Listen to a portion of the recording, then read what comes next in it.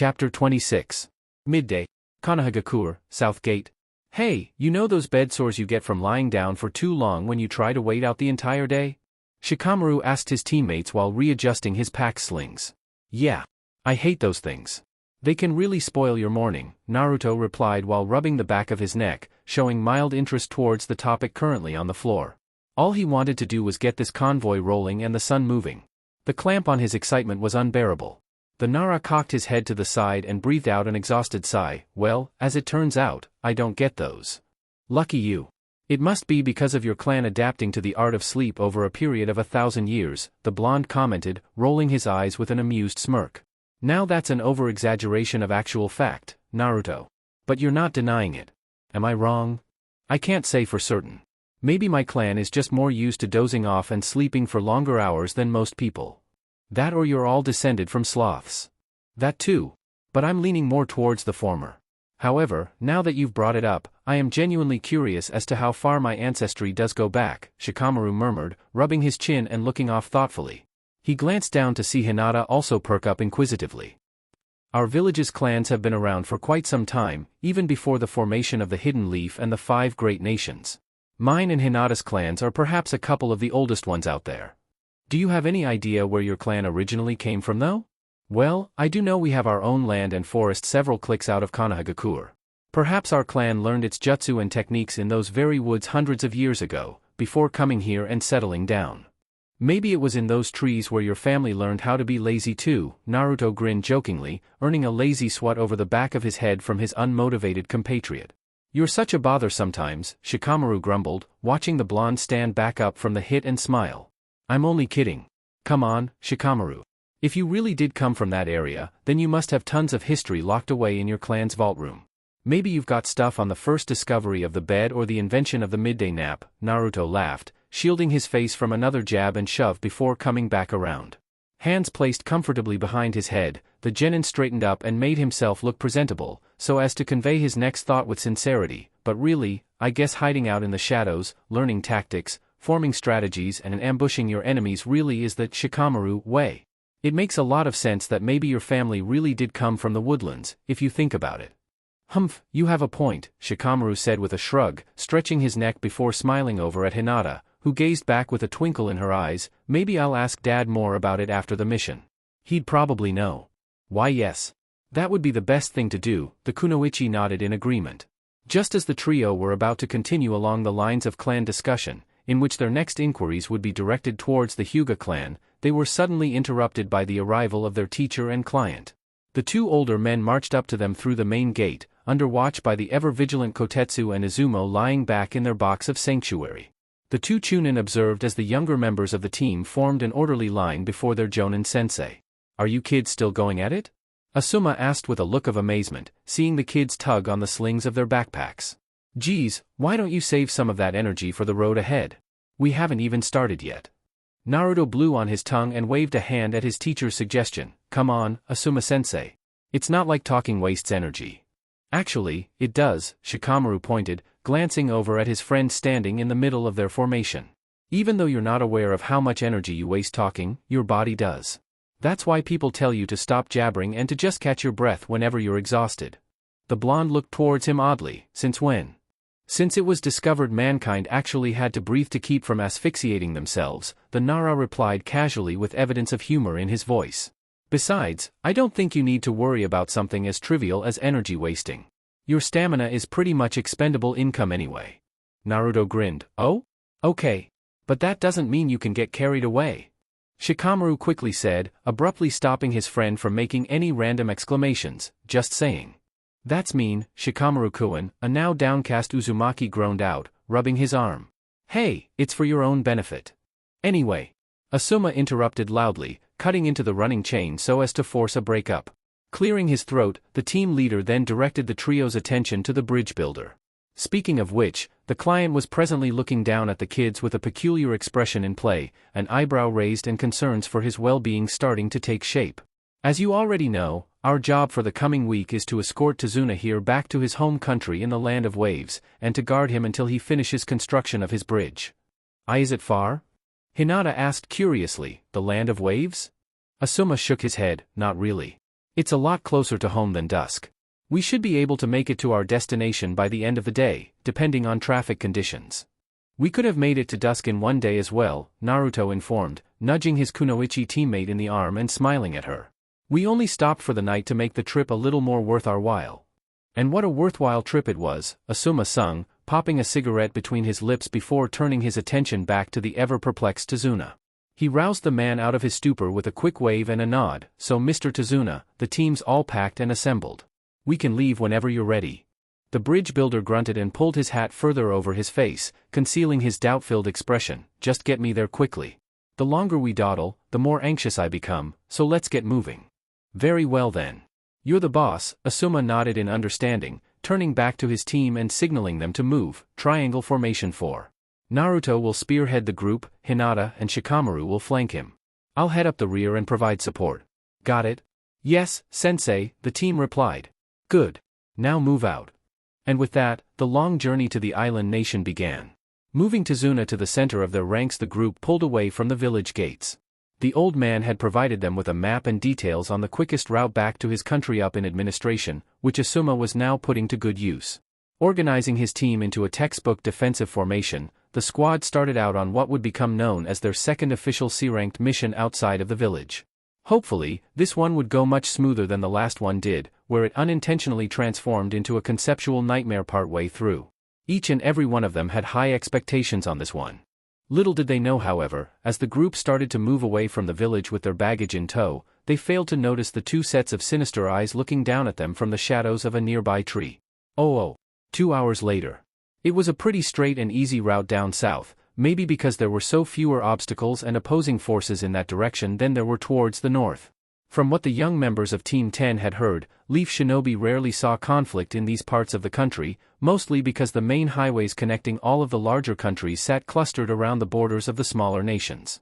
Down this way though, the most likely obstructions Shinobi aligned to the Land of Fire were expected to come across were common thugs, mercenaries and to a lesser extent, rogue shinobi. Kiri ninja often ventured onto the mainland as scouts in this area, but Konohagakure had no quarrel with their seagoing counterparts. Though the two sides mostly kept to themselves, at least they had somewhat of a friendly relationship going, unlike with the twins Iwa and Kumo. Those guys had beef? Regardless of the grander situation, however, the conflicts and disagreements of the other nations remained far outside of the minds of the genin of Team 10, who continued following the main highway down towards the Land of Waves. During their quiet and peaceful expedition, Asuma filled them in on all the little fine points concerning the small island nation that they were heading towards, ensuring that they were all well informed. The Land of Waves doesn't have its own hidden village. It instead relies on the protection of its coastlines, as well as on the nations who do have shinobi at their disposal that they can hire out for the occasional odd job, Asuma explained to an ever-curious Naruto and Hinata, who were both listening intently to their teacher as they strolled along. Because of the climate there, it carries a vast assortment of natural defenses. Like what, sensei? Hinata asked. Oh, the usual stuff you'd expect around an isolated community, storm systems, waves, whirlpools, but mostly the unpredictable mists that can cover the entire region, Asuma explained, happy to answer his students' queries. If you remember from your geography lessons back in the academy, the mists that appear around the Land of Waves can become so thick that not even birds can penetrate the shroud.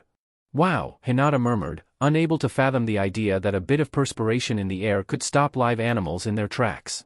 Isn't that dangerous? It may seem hazardous, but they are ideal deterrents for a country of their position in this world. Because it's officially recognized as a neutral state, the island has established itself as the perfect shipping checkpoint and trade spot for businesses. Thousands of tons of cargo pass through their ports day in and day out. You can imagine it's an incredibly prosperous village. So it's very much like the Land of Dusk, right? Naruto asked. We saw a lot of ships passing through on our visit there, Hinata said with a smile, recalling the good times they actually had over in that coastal town and glancing towards her blonde-haired teammate. Kasumi-sama said that they were receiving a lot of goods even before B. Britannia's arrival. Yeah, but the Land of Dusk is one of a select few. There's only a handful of ports surrounding the Land of Fire that allow for international trade, as well as free trade between the other shinobi nations, Asuma stated, looking over at Tazuna striding along close by. If you want a more updated or detail-oriented report regarding the village, then you could ask our client here. I'm sure he'll be glad to tell you guys about his homeland. The Jonin smiled at the old man, noticing for a moment the look of worry etched across his face. However, the instant Tazuna realized he was being singled out, he quickly shook himself out of his reverie and looked up. Though Asuma appeared to dismiss the expression he previously wore as a mere trick of the light, the Jonin still kept a guarded eye on the bridge builder, who looked ahead at the three kids glancing over their shoulders. Well, Tazuna cleared his throat and scratched his cheek hesitantly. It is indeed a gorgeous place. The sea air around the island is fresh, the inlands are filled with exotic plant life, and the main village is known all around the southern countries for its fishing and large intake of ships. A vast number of travelers and tradesmen alike pass through our ports. Must be an incredibly diverse society, Shikamaru murmured to himself while gazing upwards in contemplation. It makes me wonder what a bridge linking the mainland to the island could do for you guys.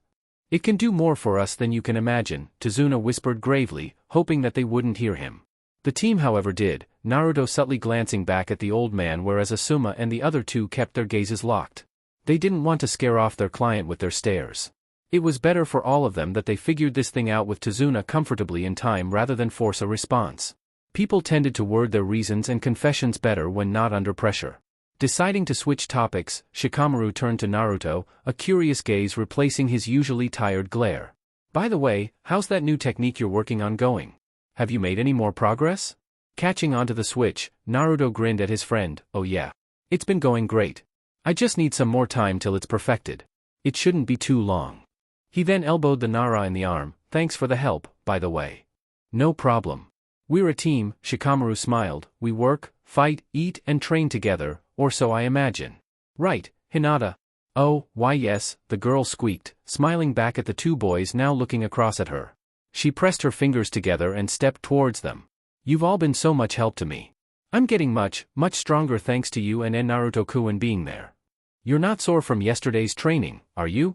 Naruto asked, seeing as that they had shifted the questions onto her. The blue-haired girl shook her head. I'm used to the level of exercise now. But I still need a little more practice if I'm going to make my new techniques work perfectly for me. All three of us do, apparently, Shikamaru breathed, swinging his right arm around a couple of times, as if testing the weight and feel of it. The three pulled back into formation again, just so that they could give the impression to anybody watching that they were all well coordinated and focused. I can split my shadow into multiple strands at distance now, but I need to up my stamina if I intend to keep the technique active for extended periods. That creepy jutsu really takes it out of you, doesn't it? Naruto chuckled with a tilt to his head. It feels like trying to lift an anvil and holding it over my head each and every time I use it. It's hard work. Heh. And you would know all about that, wouldn't you? The blonde teased. Shikamaru gave a careless shrug and massaged the shoulder of the arm he had been rotating. It's troublesome either way. Unlike their kunoichi teammate, he could still feel the strain from yesterday's training. Ever since getting back from their mission in the Land of Dusk, the group had been pushing themselves into their training regiments even harder than usual, albeit a few complaints from their bone idol squad mate. By his word, Naruto had immediately dived right back into his daily routines. Wanting to strengthen his core, legs, power and speed in preparation for his promised battle with Fu and everybody else, he was driven by his teachers at his request through every painstaking session imaginable. Yim got him doing foundation workouts, timing exercises, endurance runs, stamina training, and the usual technique drills. Among her list of unusual gimmicks, she also had him squat hopping in the mud, lap kicking in shallow water in the tuna farm nearby, rock tossing at him to simulate Fu's Gatling punch combination to work on his dodging and upper body responses, and more hardcore spars. There was also a period of time she spent working more weapons training into him, among which included the long pole and butterfly swords. Naruto was also tossed around by Ran teaching him jujitsu, had sword-wielding sessions in the usual kendo manner, and was ran the shit out of in the valleys surrounding his home's area, dragging stones and the goddamn wagon behind him. Miao got into this little game of theirs too, pushing the boy into working more on his step-in speed, directional changes, timing, and power. Oh yeah, power. There wasn't a day with her Naruto didn't think there wasn't a power exercise on the list. His hands and feet were swollen after every session. These periods he had every early morning and afternoon. This left a good 8 hours of gap time during the weekdays. Other than the fun excursions with his teachers, Naruto also trained with Kin a lot. The girls stuck close to him in their training under Miao and had taijutsu spars with one another. The former kunoichi had definitely improved since their first match, but the jinchuriki was still ahead of her by several hundred hours of lessons. Nevertheless, the girl was persistent and was not even close to giving up on this new goal she'd set for herself. Kin swore to him that she wanted to keep training until she was as strong and as good as him. Naruto loved her company. Their times together were some of the most enjoyable he remembered ever having with someone in his own home, playing cards, watching television, bantering, all the good stuff. He never did have that many friends his own age over, so it was a welcome change of pace. Hell, they both had a great time, something that didn't go overlooked by the ever-wicked trio Meow, Ran and Yim spying on them from behind every corner. Oddly enough, Tenten had also started coming to his place more often and was insisting on hanging out with the boy, even to train with him. Though Naruto wasn't bothered by her unexpected trips over and enjoyed spending time with her as well, he still felt the life-threatening chills whenever she and Kin interacted. A couple of their encounters had the boy re-evaluating the potential danger of each situation before hightailing it out of there and getting Ran to take him out for their afternoon sprints.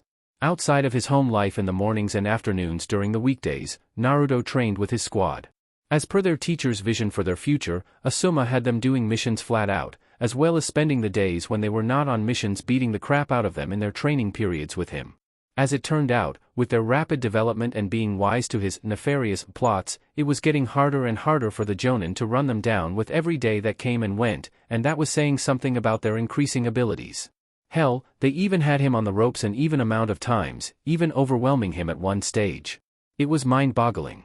When Asuma wasn't ganging up on them, he was also coaching them, watching them work on their brainstorming as a unit and practice as a group.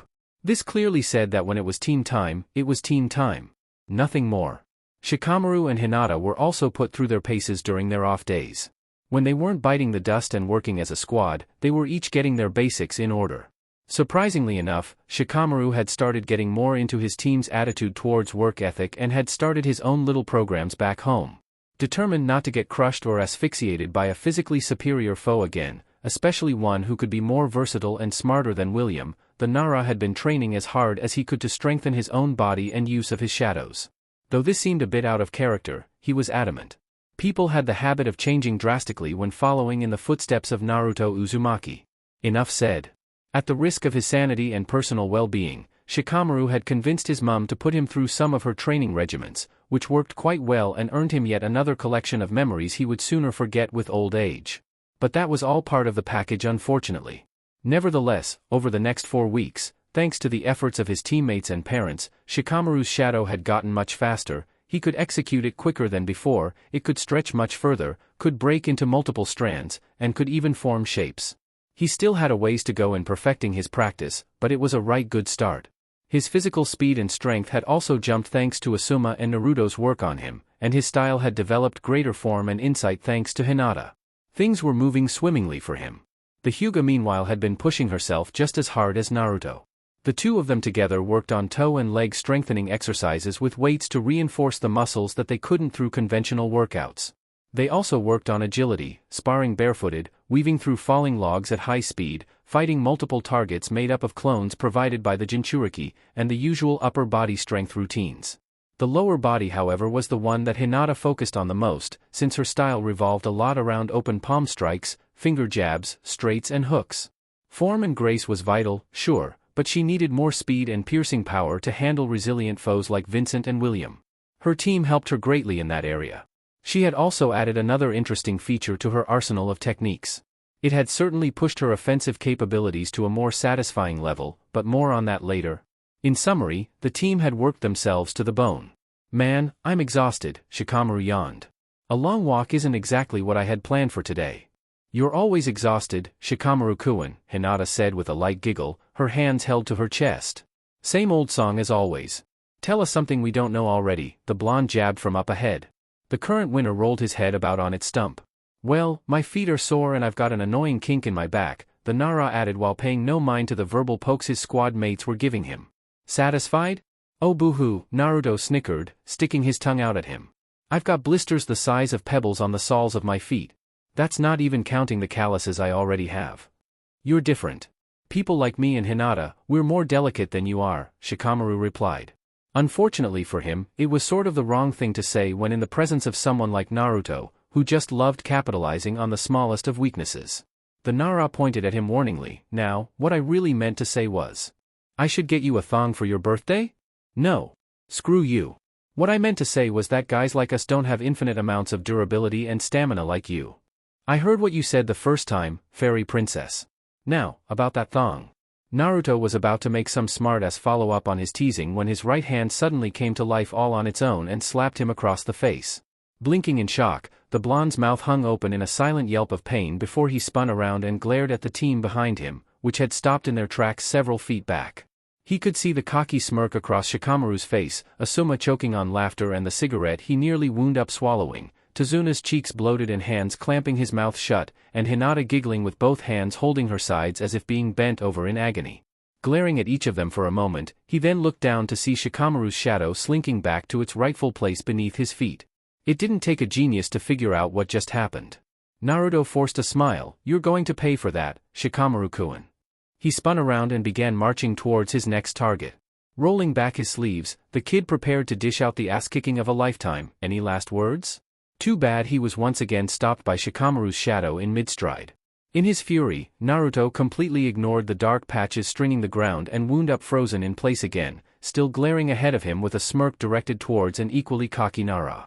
Though the Uzumaki was known as the most resilient of types, able to plow through anything thrown at him, his teammate had also been practicing quite a lot recently.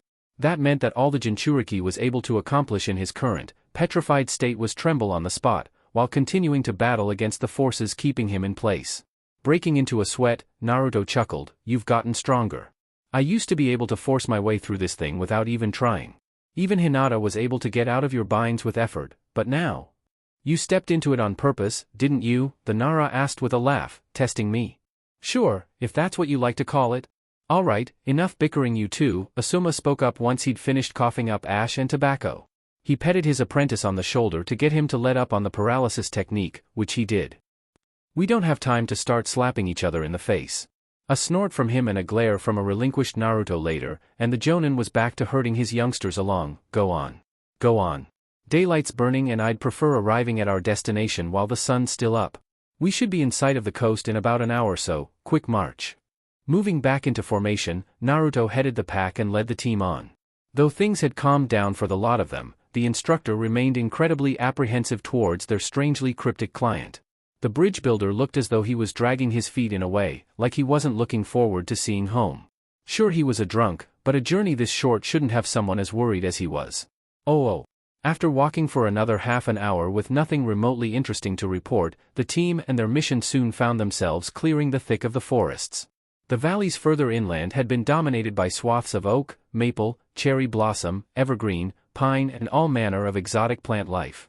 The fact that the canopy was thinning out above the convoy the further they ventured down the road told them that they were nearing the coast. They appeared to be home free. The smell of the sea drawing ever closer and evident on the wind gently ruffling the patches of wood that remained told them that they were in the final stages of their journey across the country. However, upon exiting the light shade provided by the forests and into clearer airspace, all those who were wearing a jacket or an extra layer of clothing on their person noticed that it became a little bit hotter. At this time of the day with the sun just past its highest point, it was easy to see the heat rising off of the ground up ahead. You know, those mirage things that look like puddles of water? Well, the kids paid them little mind. Although, there was the one moment where Naruto swore he could see a huge pond of water up ahead, when it actually turned out to be a small patch of water. The group merely gave it a single glance before circling past it. Shikamaru and the others made sure to step around, with the former finding the sight of the reflective surface quite puzzling. Asuma on the other hand ignored it completely. Instead, he reached into his pocket and pulled out the half-empty carton of cigarettes he had on hand. He fumbled about for his lighter and a piece, unwittingly dropping one of his cigarettes while treading on the puddle, where it then rolled to a stop directly next to it. Marching on, Asuma flipped open his lighter and, holding his hand over the stick to shield it from the wind, tried to get a flame going. The flint sparked uselessly, drawing a curse from the Jonin as he proceeded to shake some more juice into it. While the group trudged on and Asuma lagged, the team failed to notice the puddle behind them suddenly rise into the air and materialize into the top half of a sinister figure. Wearing a gas mask of sorts and adorned in rags, a shady, grimy-looking man with a kirigakure headband appeared from out of the pool and glared at the backs of his targets. Just as the apparition began to take on its complete form in preparation for its attack, Asuma shook his lighter a second time before bringing it up for one last try, heads down. Naruto, Shikamaru and Hinata's eyes narrowed and locked onto the shadow they could see over their shoulders. Asuma sparked his lighter. Click. Bang. The cigarette he had dropped next to the disguised assassin detonated with an ear-splitting crack, blasting a hole in the earth and choking up the air with a thick cloud of black smoke. Debris was chucked in all directions as a gust of hot wind rammed into the backs of the still-moving travelers, startling Tazuna. Asuma, however, remained perfectly calm.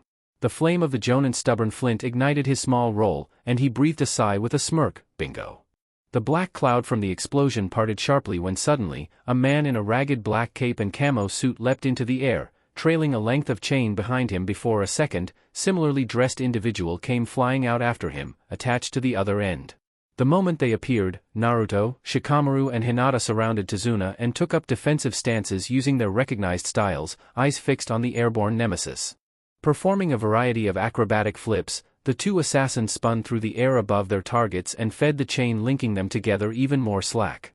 With lightning speed, the chain coiled in several different directions, at the same time dropping low to the ground and encircling the still calm-looking Asuma.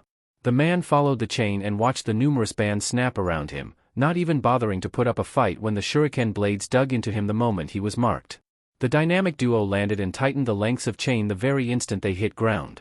In the blink of an eye, Asuma was diced up like a length of salami, only to disappear in a puff of white smoke and be replaced by a log, which took the killing blow in his stead. The twin assassins growled audibly when they saw their first target vanish, before locking their death glares on the old man and his entourage. "Ignore him," the one with the long brown hair and tattered black poncho shouted. "Get the old man. He's our target," the other followed up, leading the charge. The pair crisscrossed as they dashed at breakneck speed toward the team of genin, all of whom immediately took up posts directly in front of Tazuna. Naruto and Hinata stood side by side and glared at the approaching attackers, providing cover for their rear guard, who dropped to the ground and formed his trademark hand seal. The assassins were only feet away. "Kageme no Jutsu!" Shikamaru shouted, the shadow at his feet shooting out like a spear and splitting, charging in a V from their starting point towards the two shinobi. It was the old divide-and-conquer strategy. The elder brother skidded to a stop when he saw the attack coming towards him along the ground, shit. Digging his feet in, Gozu yanked his brother to a screeching halt before swinging his body around and giving the retracting chain a hard pull. "Fall back." His sudden, undulating movement did the trick, resulting in his young brother being flung backwards. The toss was swift, so swift in fact that just seconds from being hit by the Nara's shadow, the younger brother managed to yank back on the chain used to fling him across the field and pulled his brother out of the attack's reach as well. The jutsu ended up hitting nothing, with Gozu and Meizu pulling their shadows further out of reach of the technique.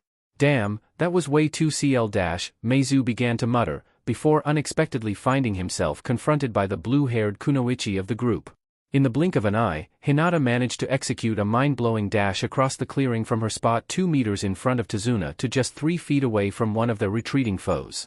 From the brothers' point of view, the girl covered the spread of 20 meters between them almost instantly, as if she was teleported. Either she performed a perfect body flicker maneuver in the midst of the fray or she had used Shikamaru's response to the attackers as a distraction to cover ground and move in while the enemy was concentrated elsewhere was a mystery. But the fact was she already had her right palm cocked back and Byakugan fired up. The sight of her hands emanating blue, fiery chakra told everyone in range that she was ready to deliver her coup de grace. "Son of a bitch," Meizu blurted out in astonishment before the girl suddenly slammed her open palm directly into his stomach. A loud whooshing sound filled their ears, followed shortly by the big one. The shockwave that rippled off of the stunned assassin's chest accompanied by a blinding flare of visible chakra, cut into his body like a knife through butter. It was smooth, swift, and piercing. 8 trigrams, vacuum palm. The ground cracked and the next thing Meizu knew before blacking out was his body being blasted off of its feet and sent flying back like he was an arrow shot from a crossbow. Hinata followed through and watched the man spiral several times, seconds before slamming into one of the trees on the tree line.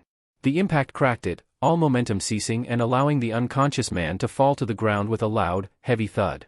The chain linking the pair of would-be killers remained and had extended automatically in the chaos, saving one from a hazardous flight yet also hampering Gozu's movements as he glared in shock down at the unconscious form of his brother.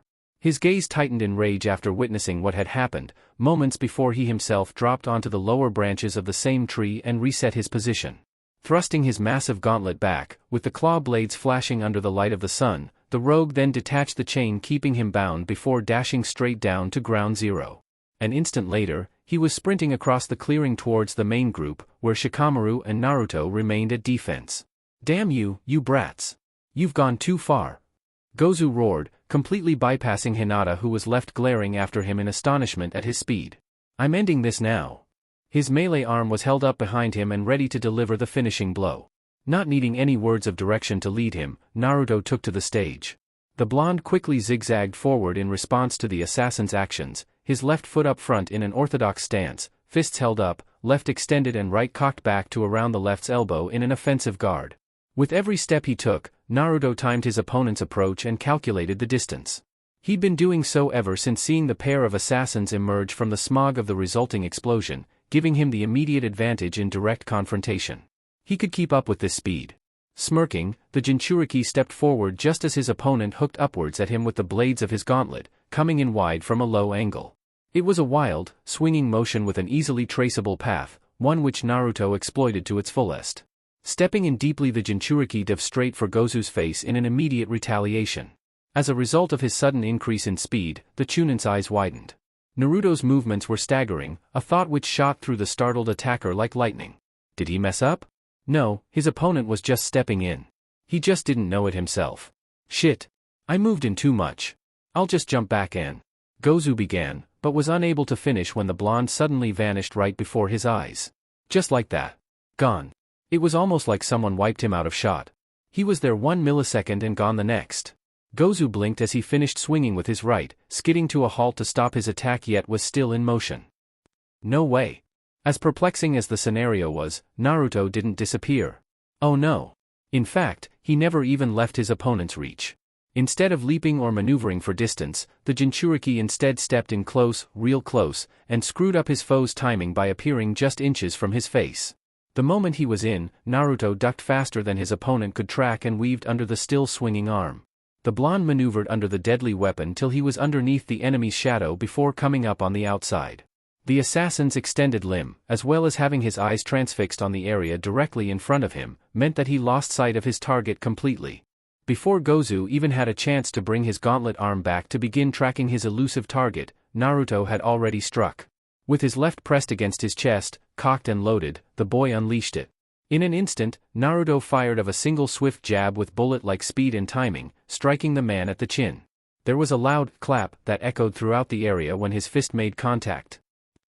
And that was it. Gozu blinked. It took him a moment, but he was able to relocate his target.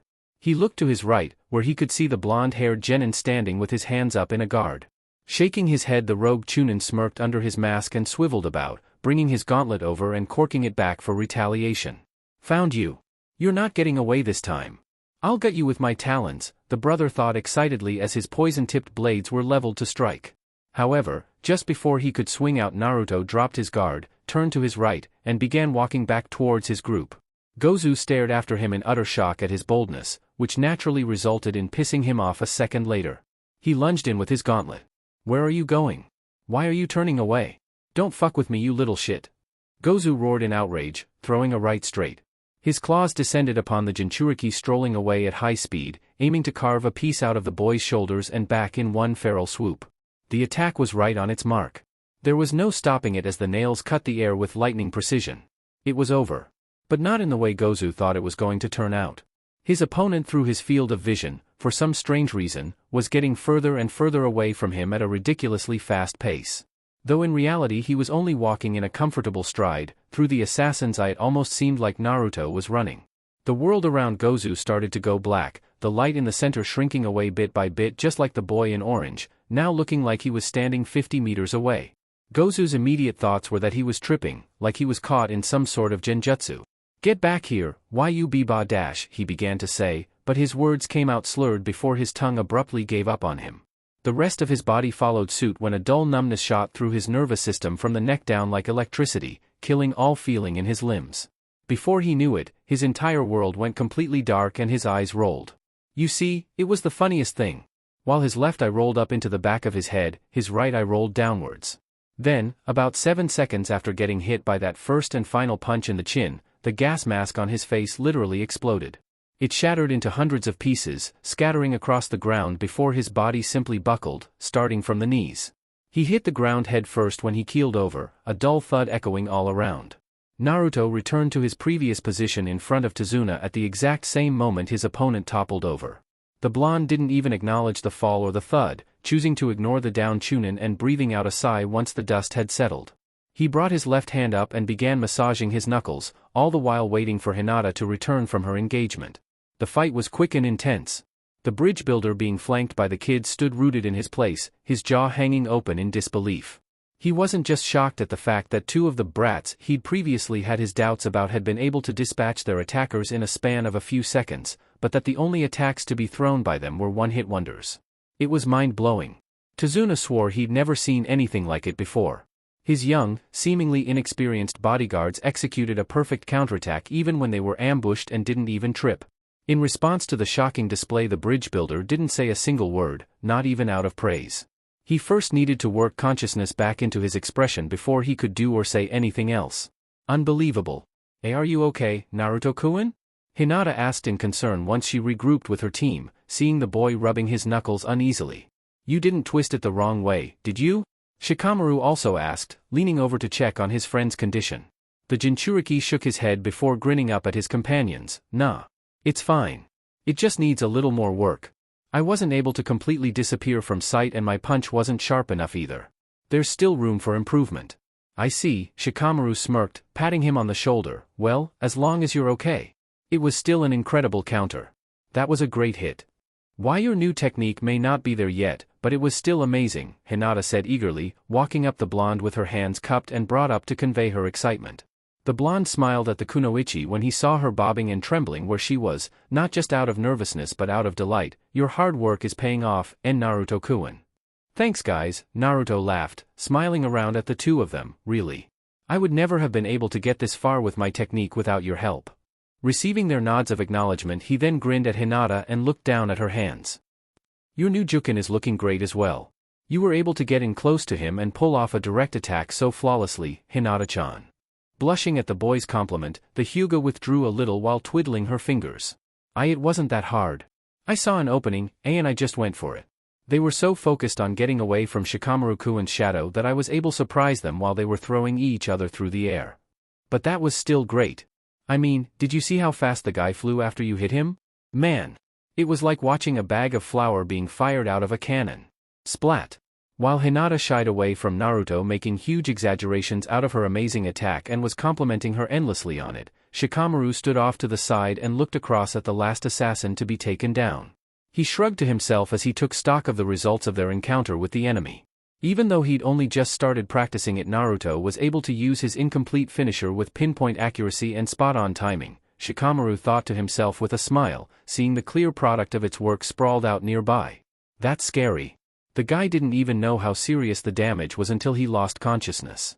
He then looked in the direction of the assistant tree, where he saw the back mark made in its side and splinters from the impact sprinkled all over the other assassin slumped unconscious against its trunk. Shikamaru winced at the potential he saw behind Hinata's new attack as well, which was so pronounced he started massaging his stomach at the memory of its execution. She's come a long way since fighting Vincent.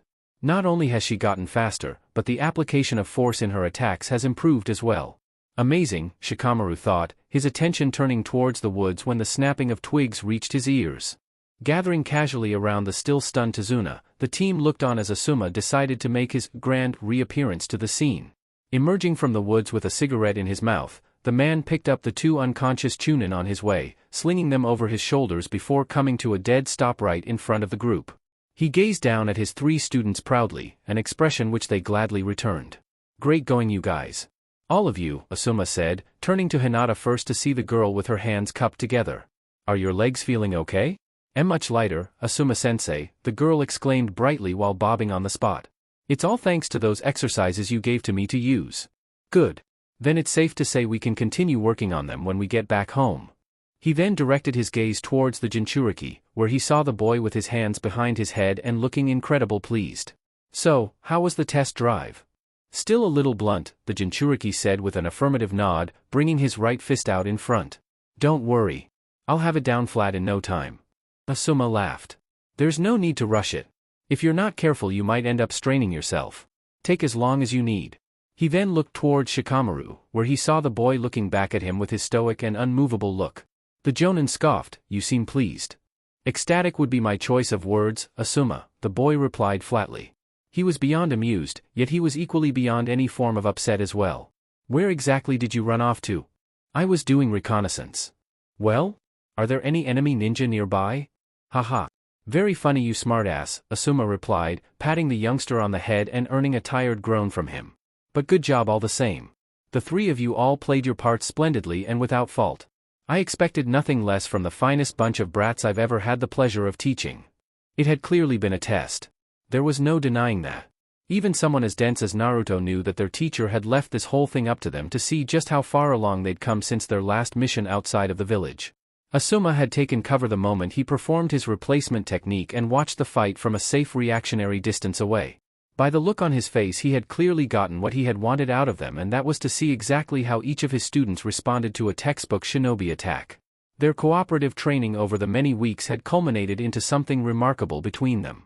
Shikamaru, Naruto and Hinata's teamwork, as of right now, was razor sharp. The teenagers took their teacher's words to heart and congratulated each other with smiles and shoulder pats. It was a warm and brief reception. Their celebrations were cut short when the team leader suddenly turned to face the still bewildered bridge builder, the apparent and now obvious cause of the sudden fiasco.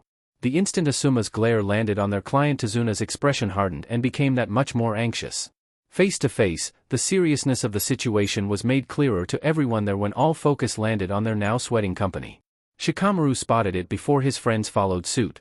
I think you and I need to have a little talk, Tezuna-san, Asuma said with a stern note in his voice. The old man sighed and nodded compliantly. I figured as much. XXX. 3 hours later. Land of Waves.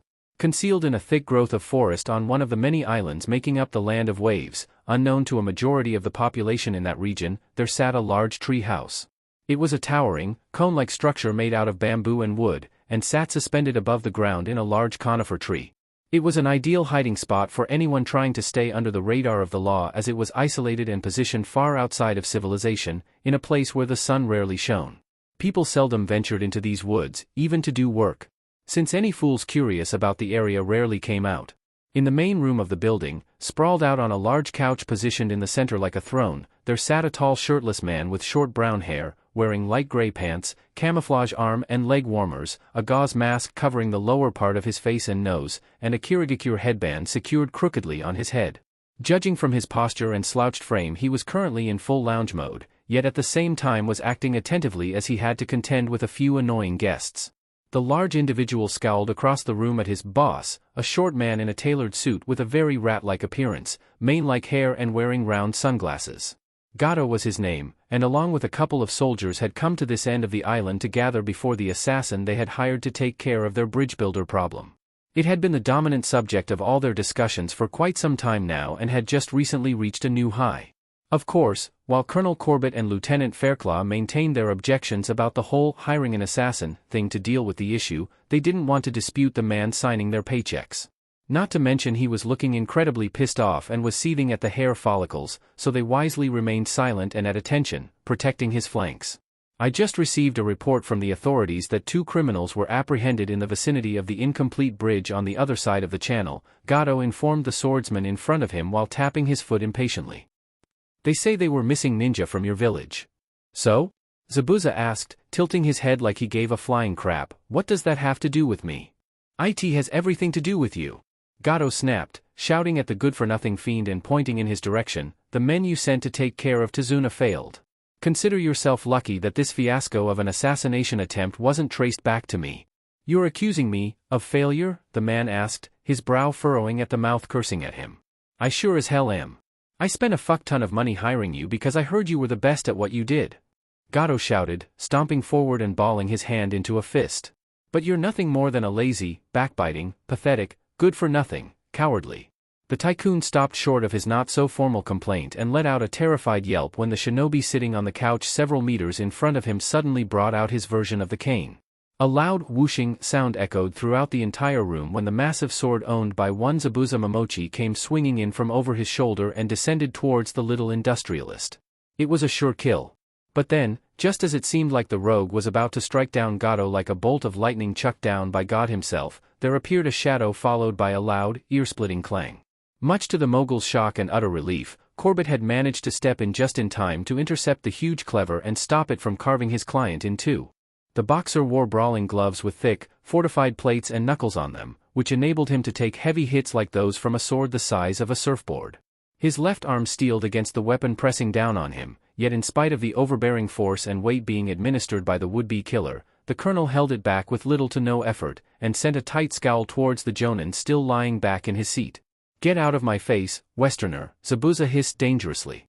Corbett smirked, sparks flying when the pressure against his brace was increased. "Make me." "Humph," the swordsman grunted before glaring around the opposing officer towards his client, who looked as though he was about to wet his pants. "Quit your bitching, you weasel. The expendable assets may have failed in their mission, but the party is only just getting started. This time, I'll track down the old man myself and kill him with my dear friend Kubikirabocho here." His eyes narrowed dangerously and the gauze around his mouth moved upwards into a sinister smile, concealed by the cloth. "That I can promise you." Gato gulped and readjusted his tie, backing away while Zabuza removed the sword from on top of Corbett and both sides backed down. "See to it that you do." When he saw the huge weapon prop against the user's shoulder, the magnate frowned. "My sources also tell me that the bridge builder has hired some skilled ninja for protection. With the failure of the Demon Brothers, they're bound to be more cautious. I recommend you cut them off before they arrive at their destination." Zabuza grunted. "Save your breath. Consider your bridge builder problem solved. XXX. Meanwhile, it appeared that the southern coastal area of the Land of Fire had traffic issues, and not the kind that shinobi were used to.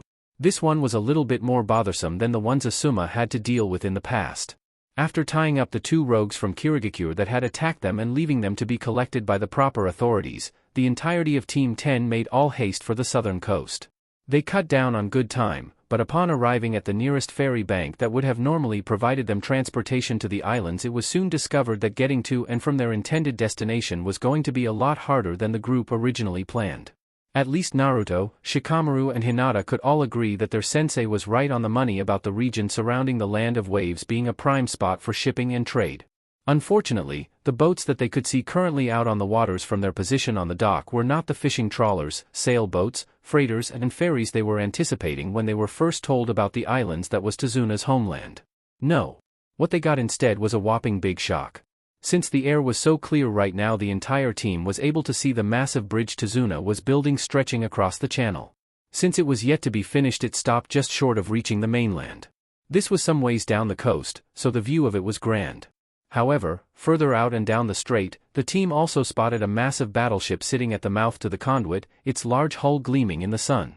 It wasn't one of their continent's battleships, it was a Western warship. If that weren't enough, there were also a couple of patrol boats running up and down the waterway, presumably belonging to the same flag as that behemoth of a vessel. The entire scope of their mission increased substantially upon seeing the boats, making their completing of their task all the more problematic.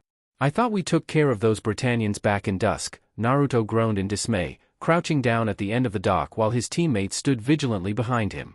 The concerned boy glanced up at his sensei. "Why are they still here?" "I don't think those are Britannians," Shikamaru informed, his gaze narrowing on the setting.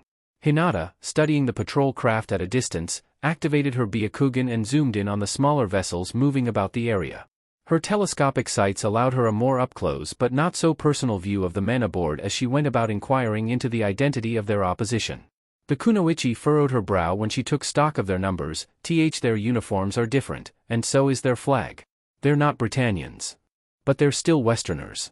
They've also set up one hell of a blockade to discourage any ships or forces intending to make land there. Nobody can get in or out of that place without setting off some sort of an alarm. It's like the island has been turned into a floating fortress, Asuma grumbled, arms folded as they all glared out at the massive obstacles laid out before them. That's only part of the problem though. The question that I want answered right now is, what the hell are they doing all the way out here? They dealt with these people before. The whole team remembered how troublesome the situation had become when shit started to fall. The last time they tried to handle these guys by show of force, it nearly started a war of nations. The team looked towards Tazuna for answers, hoping to get some sort of Panadol for their headaches. Their client unfortunately was looking even more concerned now more than ever. The wall that was their enemy appeared much larger to him than he remembered. They're a small mercenary task force that the head honcho of this region hired to improve security and to completely block off all unwanted traffic to and from the island. Their presence here has already managed to turn away several curious groups of shinobi, all of which have been from Kiri and Suna, Tazuna informed, looking back at the concerned Jonin and his team. It's also a scare tactic. That massive battleship at the front gates has frightened off a lot of my workers and main suppliers, so progress on the bridge has been slower than ever. If the boss's own thugs bullying and taxing the locals weren't enough, he also has these hired guns stationed on the island breathing down our necks. With them blocking the roadways, he's pretty much cut our already small chain of supplies for the project in half. So that's the case, huh? Asuma inquired, now starting to sweat a little. He turned back to the island, now looking even further away compared to before. This is crazy. Why go to such lengths for such a small community? The man in charge of this whole operation is a greedy scumbag who would do anything to get what he wants. Even more to hold on to the wealth and power he has already obtained, even resorting to this, Tazuna replied, placing his hands on his hips. I'm sure you've all heard of Gato, right? Gato? Shikamaru blinked, looking up at the elder in surprise, the billionaire shipping magnate and head of Gato Company? That guy? The one and only, Tazuna replied, his scowl tightening in anger at the name. But don't be fooled. On the surface he looks like an ordinary businessman who runs a large shipping company, one of the biggest in the world. But underneath it all he secretly trades drugs, contraband, slaves, weapons, and a whole assortment of other illegal items, using shinobi, mercenaries and gangs to take over companies and whole countries. He's a cruel man, a malicious traitor and merciless towards his enemies. And this is the main guy who's running the whole show? Naruto asked, rising back to his feet and looking even more annoyed. Damn it. It's really starting to piss me off. His fists clenched tightly, showing everyone that he was ready to vent at a moment's notice. He's irritated many people. It was almost a year ago when he set his sights on our country. Through money and violence he quickly took control of Wave's shipping industries, buying out, killing, or scaring off every independent firm in the area. He now has a monopoly on all trade in the country, and the only thing he has to fear now is the completion of the bridge, Tazuna informed, lowering his gaze and shaking his head. He rubbed the bridge of his nose in an attempt to compose himself. It was only recently he brought in these new goons to help try and stop us completely. Ever since that ship pulled into port everything went from bad to worse. We're totally cut off now. So, since you're building the bridge, you're standing in his way, Hinata murmured, looking up at the elder to see him nod at her every response. And those ninja that attacked us, they were hired by this Gato. Yes. They mean to kill you, the head of the bridge building project and the only shining ray of hope left for your people, correct? Shikamaru also inquired. That's right. The man went silent, breathing out a sigh at finally being able to relieve his conscience of this burden of information. However, once the moment of divulgence had passed, Asuma decided to throw his own voice back into the conversation, still curious about one other detail. The only thing I don't understand is, if you knew that Gato would be sending ninja after you, why did you hide that fact when you hired us? Asuma asked, raising an eyebrow when the man glanced away. You could have warned us at the gates, or better yet, spent the money on a B rank or even an A rank mission, and hired shinobi with more experience in this type of work. It was only fortunate that the first assassins sent after you were only Chunin. Tazuna shook his head. I'm sorry, but the situation in the Land of Waves has really gone downhill in the past few months. Ever since Gato came in, the country has been poor, the people are starving, and even the feudal lord has no money to spare us. All the funds that we were able to scrounge up were put towards the construction of the bridge, and even still I've resorted to begging. I was only able to gather up enough money for C-ranked mission protection. It was our only option. Asuma looked towards the ground in despondency, suddenly starting to feel more melancholic. Even the moods of Naruto and Hinata plummeted. His words probably killed their enthusiasm towards the mission, which said quite a bit since they were normally if not always pumped to get into these sorts of things. In contrast to their lives, things seemed so terrible over here. They could scarcely imagine what things were really like over on that island. Wanting to take the edge off, Shikamaru looked towards their instructor. What should we do? We can't just leave things here like they are, Naruto spoke up, turning his back to the waters and glaring with renewed determination up at his teacher. It was then he made a startling riposte. I won't allow it. I want to help them. And me too, Hinata voted. She joined her friends in favor of the mission. Tazuna looked astonished at the sudden development. The people on that island are in trouble. We have to help them, Asuma-sensei. And I agree with all of you wholeheartedly, Asuma replied, glaring up towards the large battleship further out in the channel. Putting Gato and the village's situation aside, having that ship remain in these waters can lead to serious problems for us in the future. The state of affairs between the 5 great nations is delicate enough as it is. We can't have these guys running around and doing whatever they want. He looked towards their client with a serious glare. We need transport. How were you able to get off of the island the first time? Tazuna looked between the teacher and the kids in surprise. It came as quite a shock to him to see them step up and offer to help him so willingly, even when their lives were put at risk because of him and they were pushed outside the boundaries of their mission. Normally shinobi were more inclined to follow protocol and, if faced with a situation like this, would call it quits on general principle. However, this group was different. Whether it was the kids' naivety, their diplomatic way of running things in their squad, their teacher being a pushover, or that they possessed something that no other ninja had, it didn't matter. They could see the village's plight and wanted to continue the mission, to help him, to help them, the people on the island. Upon taking in their expressions and their words, the bridge builder smiled happily and brought his hands together in gratitude. Thank you so much. All of you. He was at the end of his rope. Perhaps things were going to get better. Who knows? After sending them his thanks, the elder's expression then did a sudden and complete about-face. Smirking, Tazuna stepped off of the dock back onto the bank and, popping fingers in his mouth, whistled loudly. Hearing a commotion, the team glanced towards the nearby brush and mangroves growing next to the rundown ferry station.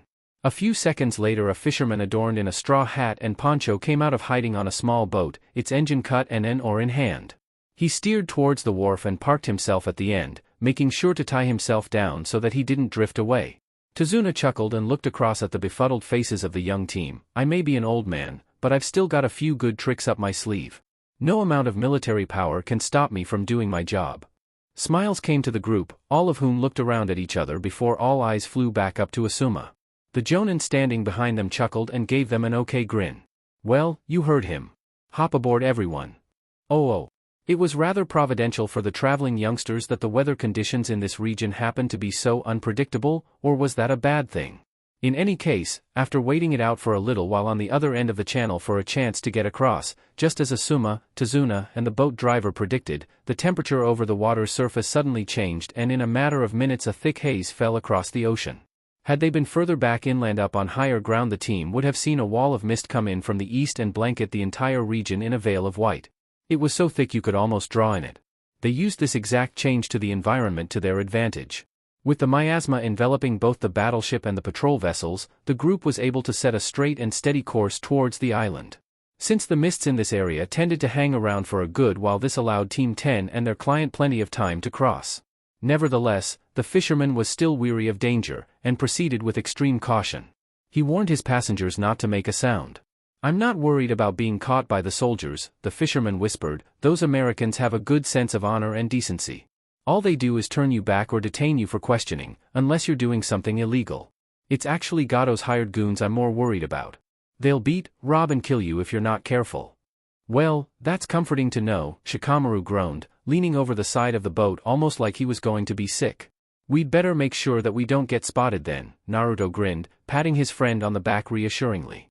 Hinata remained quiet and huddled up on her side of the small craft, looking more worried at the information and shivering from head to toe. Seeing his companion in some sort of distress, the jinchuriki shuffled over and wrapped his arms around her. Hinata's response to being so close to the boy had her blushing to the roots of her hair, stopping her trembling in an instant and making her teammate smile. Even with the positive change in the kunoichi's state, he had no idea what the real reason was for her sudden sense of calmness.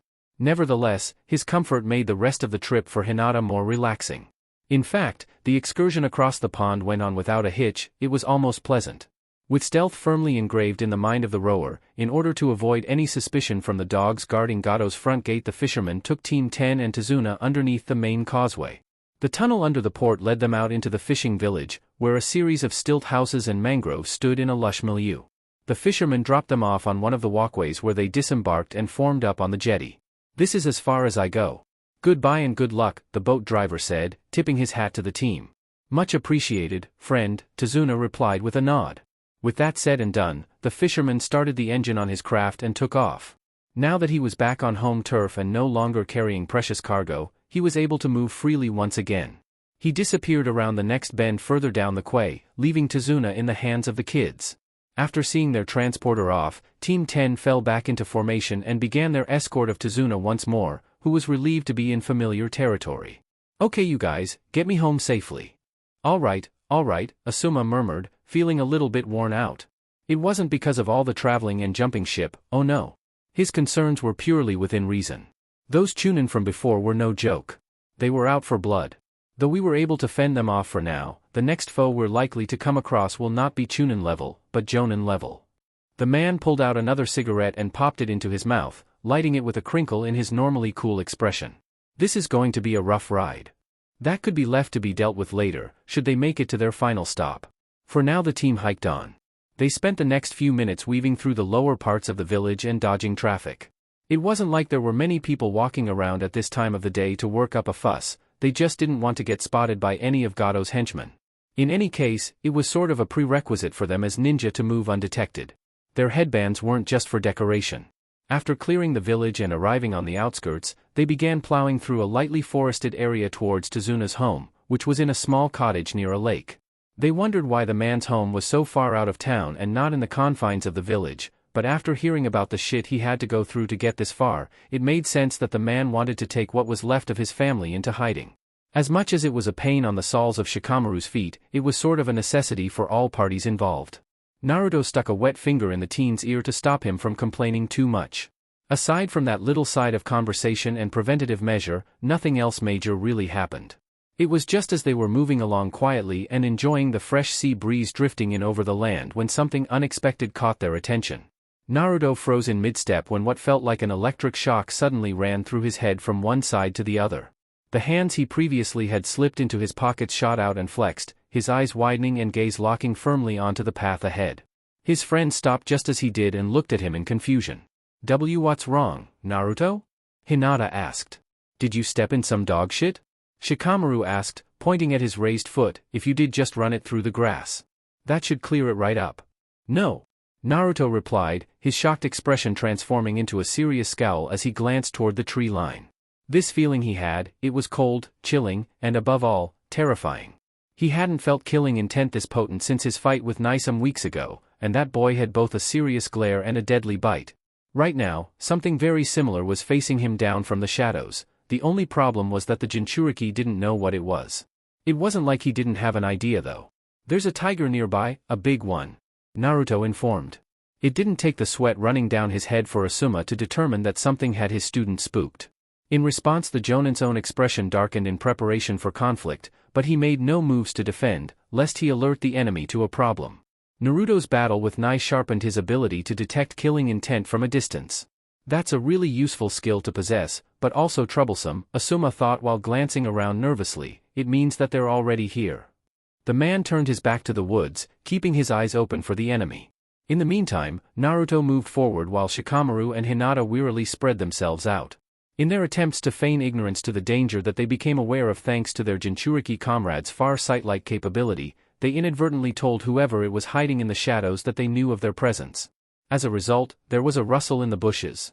Shikamaru immediately responded by tossing 3 kunai towards the source of the noise. The blades pierced the shrub, causing a light poof to ring out when whatever was hiding dispelled.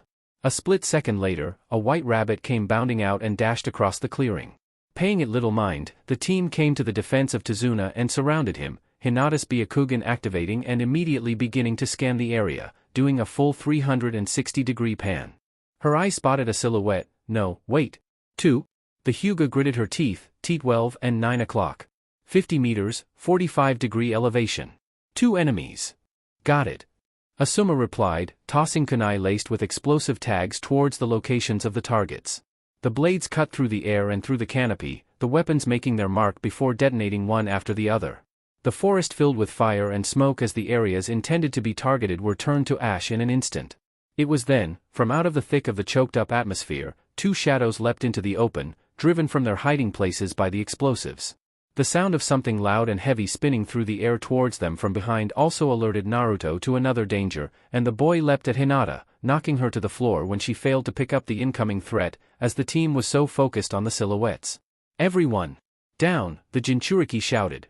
Shikamaru tackled Tezuna while Asuma hit the deck, all of them kissing the grass just in time to dodge the large metal plate flying right over them, spinning like a propeller blade. A second later and they all would have gotten haircuts. The object revealed itself to be a massive sword boomeranged by one of the 2 assailants, which slammed into the side of a tree nearest to the lake just a few yards out from the clearing, and stuck itself to the trunk. At the exact same time, one of the shadows that emerged from the forest dropped down onto the handle of the weapon and perched himself there.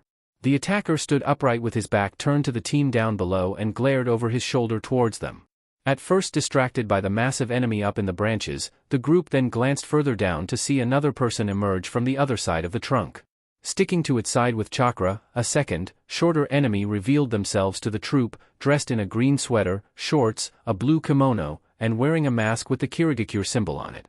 Asuma identified the stranger as a hunter nin, but upon recognizing the man with the massive sword and remembering that Hinata spotted two enemy in the woods and not one, his confusion was quickly put to rest. Tazuna backed up under guard from Naruto, Hinata and Shikamaru sticking to his flanks, while Asuma took his place at the front of the pack.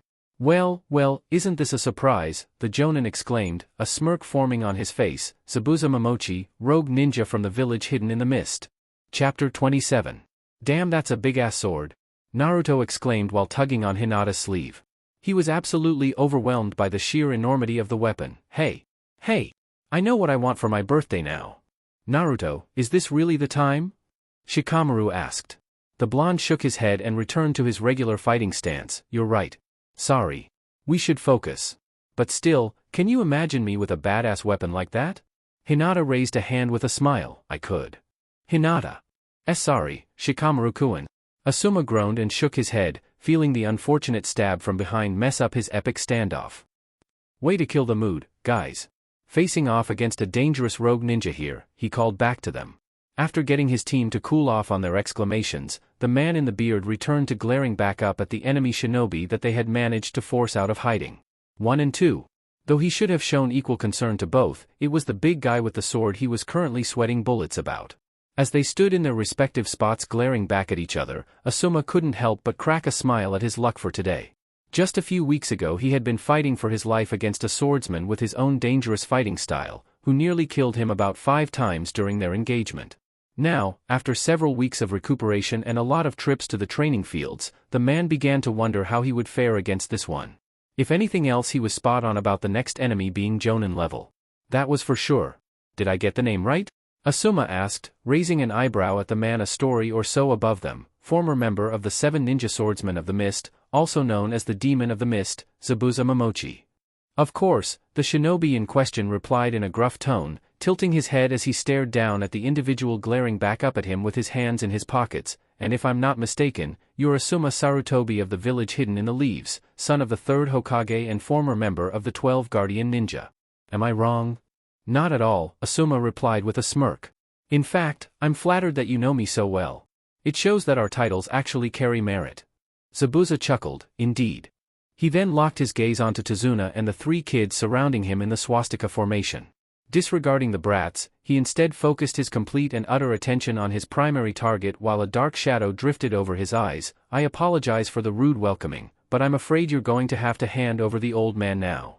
No can do, pal, Asuma replied firmly with an unwavering stance.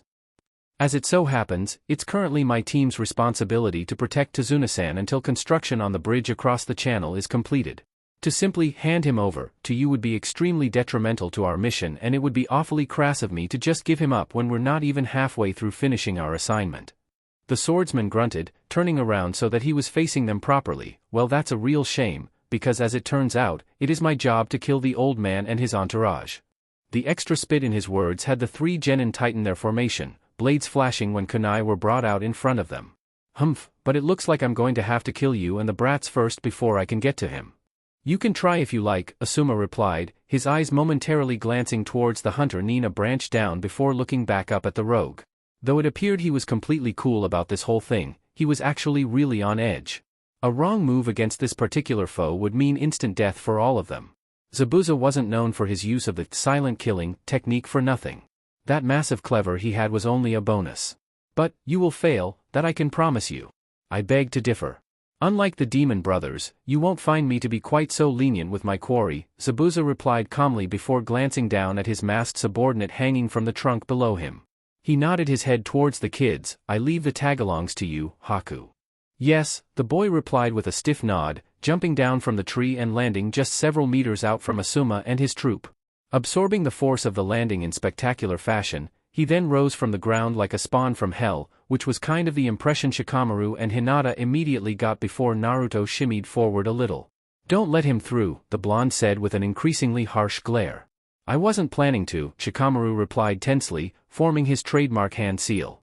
Tazuna backed up a little in response to their actions, the scent of an upcoming conflict growing thicker by the moment and choking up the atmosphere. It wouldn't be the only thing choking the air for long. Just as the kids and Asuma were preparing themselves for a showdown with the swordsman as his crony, a thick mist suddenly drifted onto the scene and began blanketing over the entire area. The forest around them began to fade away into white, just like the tree Zabuza was on and the lake far behind him. This gave the group little comfort as their range was reduced from 50 to about 10 meters. That distance was slowly, but surely, shaved away by the second. Hinata's Byakugan activated. Even with her perfect 360-degree eyesight in play, the mist proved to be quite the troublesome element for her to break. She squinted as she nervously glared through the shroud. This is bad. Stay on your toes, guys, Asuma called back to them, pulling his hands out of his pockets and reaching behind him for his pouch. His trench knives flashed into view when he brought them into an offensive guard, his left hand extending out with his right cocked to the elbow. We'll be fighting blind. Naruto, Shikamaru, keep your ears trained on your six. Hinata, I'm counting on you. Why yes, the Hyuga replied fretfully, glancing behind her, stay behind us, Tazuna-san. Oh, I'm not moving. Don't you worry about that, the old man chuckled, sweat dripping down his forehead. Zabuza, still up in his tree and facing down the hard glare being thrown by Asuma, chuckled at his good fortune. That's fine by me. It only makes my job easier. He crouched low and gripped the long handle of his cleaver. He kept his gaze trained on the team's leader, whom was facing down both him and Haku still standing in the clearing just out of effective dashing reach. Relying on a bunch of snot-nosed brats for support? You're getting soft, Asuma Sarutobi. I wouldn't be so quick on the trigger, friend, the Jonin replied with a smug grin, despite the nervous perspiration he was giving off. My kids are tough. So is mine, Zabuza countered, forming a one-handed hand seal from his perch. The moment he did so, an even thicker mist drifted in from off-screen and within seconds, the entire tree sank into white, as did the swordsman. I will make this quick. Kirigakure no Jutsu. And just like a phantom, he was gone. Asuma gritted his teeth and dropped his glare onto the hunter Nin, identified by his master as Haku. If there was an element he was going to have to remove from the equation first, it would have to be the kid. Whether or not Naruto and the others would be able to handle him was uncertain, but as long as he was able, the Jonin was not going to take any chances. If he could get rid of the apparent subordinate now, he would then be able to concentrate on the big guy. Unfortunately, just as he was lowering his fighting stance to make a move against the fake hunter Nin, a loud whooshing sound in the background caught Asuma's attention. It was a strangely eerie sound, one that sent a cold chill shooting down your spine. It was just like when the group first had to duck when Zabuza threw his massive sword at the OSHIT. Asuma leapt forward just in time to have the back of his vest trimmed by the executioner's blade slashing through the wall of white from behind. Spiraling through the air in mid-jump, barely managing to avoid having his body cleaved in two, the young Sarutobi looked back briefly to see the ghostly apparition of a nightmarish demon with horns burning through the thick of the fog. The fiend grinned at him cockily, just as the shinobi it was emanating from did. Landing on one foot while continuing his retreat, Asuma chucked a barrage of shuriken in response to the attack. The wielder of the massive blade twirled his sword above his head, putting full momentum behind his swing, which Zabuza then used to bat away the return effortlessly, scattering the projectiles and dissolving back into the mist from whence he'd come from. Your fight is with me. This is my game and you're going to be playing by my rules.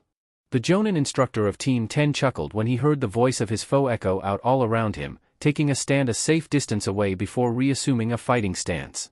I figured that this was how this was going to go down. You just love picking at your food, don't you, Zabuza-kun? Haha. Guilty. Unfortunately for you though, I don't have time to be playing around. Once I'm done with you, I'll take care of the bridge builder and collect the rest of my pay. That is, unless my boy doesn't dispose of them first. Asuma circled on the spot a couple of times, hearing a twig snap behind him and forcing him to lock onto the source. It was a false relay, which had him sweating bullets and biting his teeth. The man cursed to himself when he was unable to trace Zabuza's voice back to him, since it was being projected evenly throughout the area from where he was hiding. It was like the guy was everywhere, like he was part of the jutsu itself. Demon of the Mist was a really fitting title. Feeling the edge growing at basically searching blind from where he was, the Jonin kept his blades held up in a high guard. He vowed that the moment Zabuza poked his face into view, he was going to take him, no questions asked. Asuma wasn't going to let an opportunity to make good slip through. He smirked uneasily. First to the finish then? Asuma asked while widening his stance, chakra suddenly starting to course through him at an accelerated rate as he filled the air with killing intent. The invisible blast that exploded off of his body reached out to the group on the defensive several meters out, telling them that their team leader had taken it up a gear. It bewildered and terrified them. Zabuza matched his opponent's ki with his own and let a chuckle ring out throughout the area, as you wish. A loud whoosh came around from behind, forcing Asuma to spin and intercept the massive cleaver when it came down right on top of him. His blades were thrown up just in time to stop the double-handed blow from the swordsman, sparks flying and a loud clang ringing out when their weapons met. Asuma grunted under the force when he struggled to halt the mammoth blade, which pinged against his headband at how close it came to breaking through. Well, fuck me, the man thought, a bead of sweat running down his nose. What am I fighting, an elephant? This guy's strength is insane. Zabuza growled as he attempted to put his weight behind the hit, slamming his hand against the back of his blade to try and force it down. Damn, he's a tough one. Not to mention sharp. He's the first shinobi to ever stop one of my full power swings from an ambush attack. Points needed to be given to this guy. Those tiny trench knives he was wielding were really high quality. Asuma gritted his teeth as his eyes locked onto the equally intense glare of his opponent, seconds before pushing the massive sword away and squaring off with the cold killer. Upon seeing his attack stopped and feeling it effectively repelled, Zabuza grunted indignantly and backed away, his body starting to mold back into the mist. Realizing his foe was running out on him again, the Team 10 leader dashed forward and took a swing at the dematerializing assassin, only to cut right through thin air. Damn it. I hate it when my opponents do that. It really pisses you off. Asuma could see this fight becoming less amusing the longer it was drawn out, which would be quite a long while by his watch. He nervously looked in the direction his team was currently holed up. I'm sure Hinata will be able to see Zabuza coming at them should he suddenly decide to switch objectives and is decisive enough to take action. I'm also positive that Naruto can sense his movements too. I just hope they can handle things on their end. Oh. Naruto, Shikamaru and Hinata glared across at their masked opponent, who hadn't even so much as moved a finger since dropping out of the tree to engage them. As confident as they had previously been facing off against that Zabuza guy and his mysterious crony in broad daylight, as soon as the mist fell around them and Asuma was chased off by his adversary, all confidence in their ability to handle the situation here started to drain away. They had pretty much been left standing out in the open and staring back at an awfully creepy antagonist. Not only that, but the silence was also starting to make them all nervous. Okay, what the hell, man? Naruto finally snapped, lowering the kunai he was holding to glare across at the teen in the kimono. Are you going to do something or not? You're starting to freak me out. The masked individual said nothing and just glared back at them. Shikamaru elbowed his teammate in the side. Calm down. He's trying to psyche us out. Yeah, well, it's working, Naruto hissed, keeping one eye constantly trained on the enemy. That mask is super creepy and he's just staring at us. How can anyone see out of those tiny eye holes anyway? His curiosity was within reason. Nevertheless, before the group could begin answering any questions regarding their options or their opponent, the entire squad jumped when they unexpectedly saw the teen's arm move, silencing them from further discussion. Together, they had no idea what he was planning. The guy was obviously working with Zabuza and that automatically labeled him as dangerous. What's more, he appeared to be quite close to their ages, maybe a couple of years older. The mask on his face also hid his real identity from view as well as his expressions, making it incredibly difficult for the three genin to tell what he was thinking or what his intentions were. His slow gesture of raising a hand towards them, however, was put to an end when he threw his arm out to his side and, all of a sudden, a cluster of sanban appeared between his fingers. The tiny blades flashed in whatever rays of light was able to break through the mist, alerting the trio and their client to the danger. Tazuna backed up at the sight of the acupuncture weapons. I should tell you guys. I really don't like injections, the old man chuckled nervously when he saw the boys start walking towards them at an excruciatingly slow pace. I always hated them, even when I was a kid. Yeah. Well, I hate them too, Naruto replied straight out, nodding towards the piercing weapons in the boy's hand. Those look like they hurt. He then leaned towards Shikamaru, who was looking as equally nervous as the rest of them. Got any ideas? Shikamaru furrowed his brow, glancing behind him at the mist covering their backs before beginning to look around the obscured field. Though he vaguely remembered what the area looked like before the shroud fell upon it, the haunting whiteness of their surroundings still made his breakdown of the situation that much more difficult. In spite of the obstacles hampering his progress, however, his mind powered on. The Nara began making judgments on the effectiveness of their sight, and took their range, numbers, abilities, and their opponents into consideration. After which he then focused back on their approaching enemy and evaluated just how well they could make him out at this distance. All the pieces seemed to fit into place, and after thinking it over, he believed now was the perfect time to test his theory.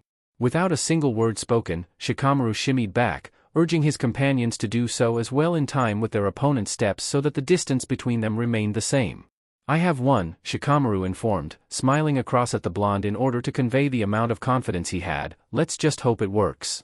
The Jinchuriki and the Hyuga next to him smirked, both of them immediately feeling reinvigorated by their friend's words and expressions. If there was anyone they could count on in an unfamiliar and mind-numbing situation that called for a well-thought-out plan, it was their resident strategist. "We trust you, Shikamaru-kun," Hinata whispered, putting her faith in her teammates' hands. "All right then," the boy exclaimed under his breath before reaching over and tapping Naruto on the shoulder several times, using an obscured pattern so that their enemy didn't pick up on any notable details. Upon receiving the message in Morse code, Naruto did the same with Hinata, transmitting the exact same message while the three of them continued to move away from their target. It took the same amount of time for each of the two links to be made, and once the chain was complete, the Nara spoke up again. "So, are we clear on the plan?"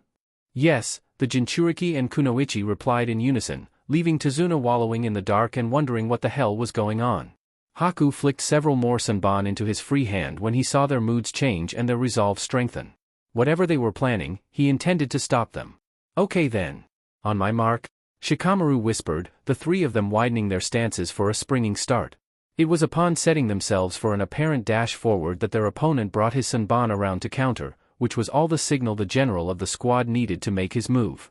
The whistle was blown. "Fall back? Now!"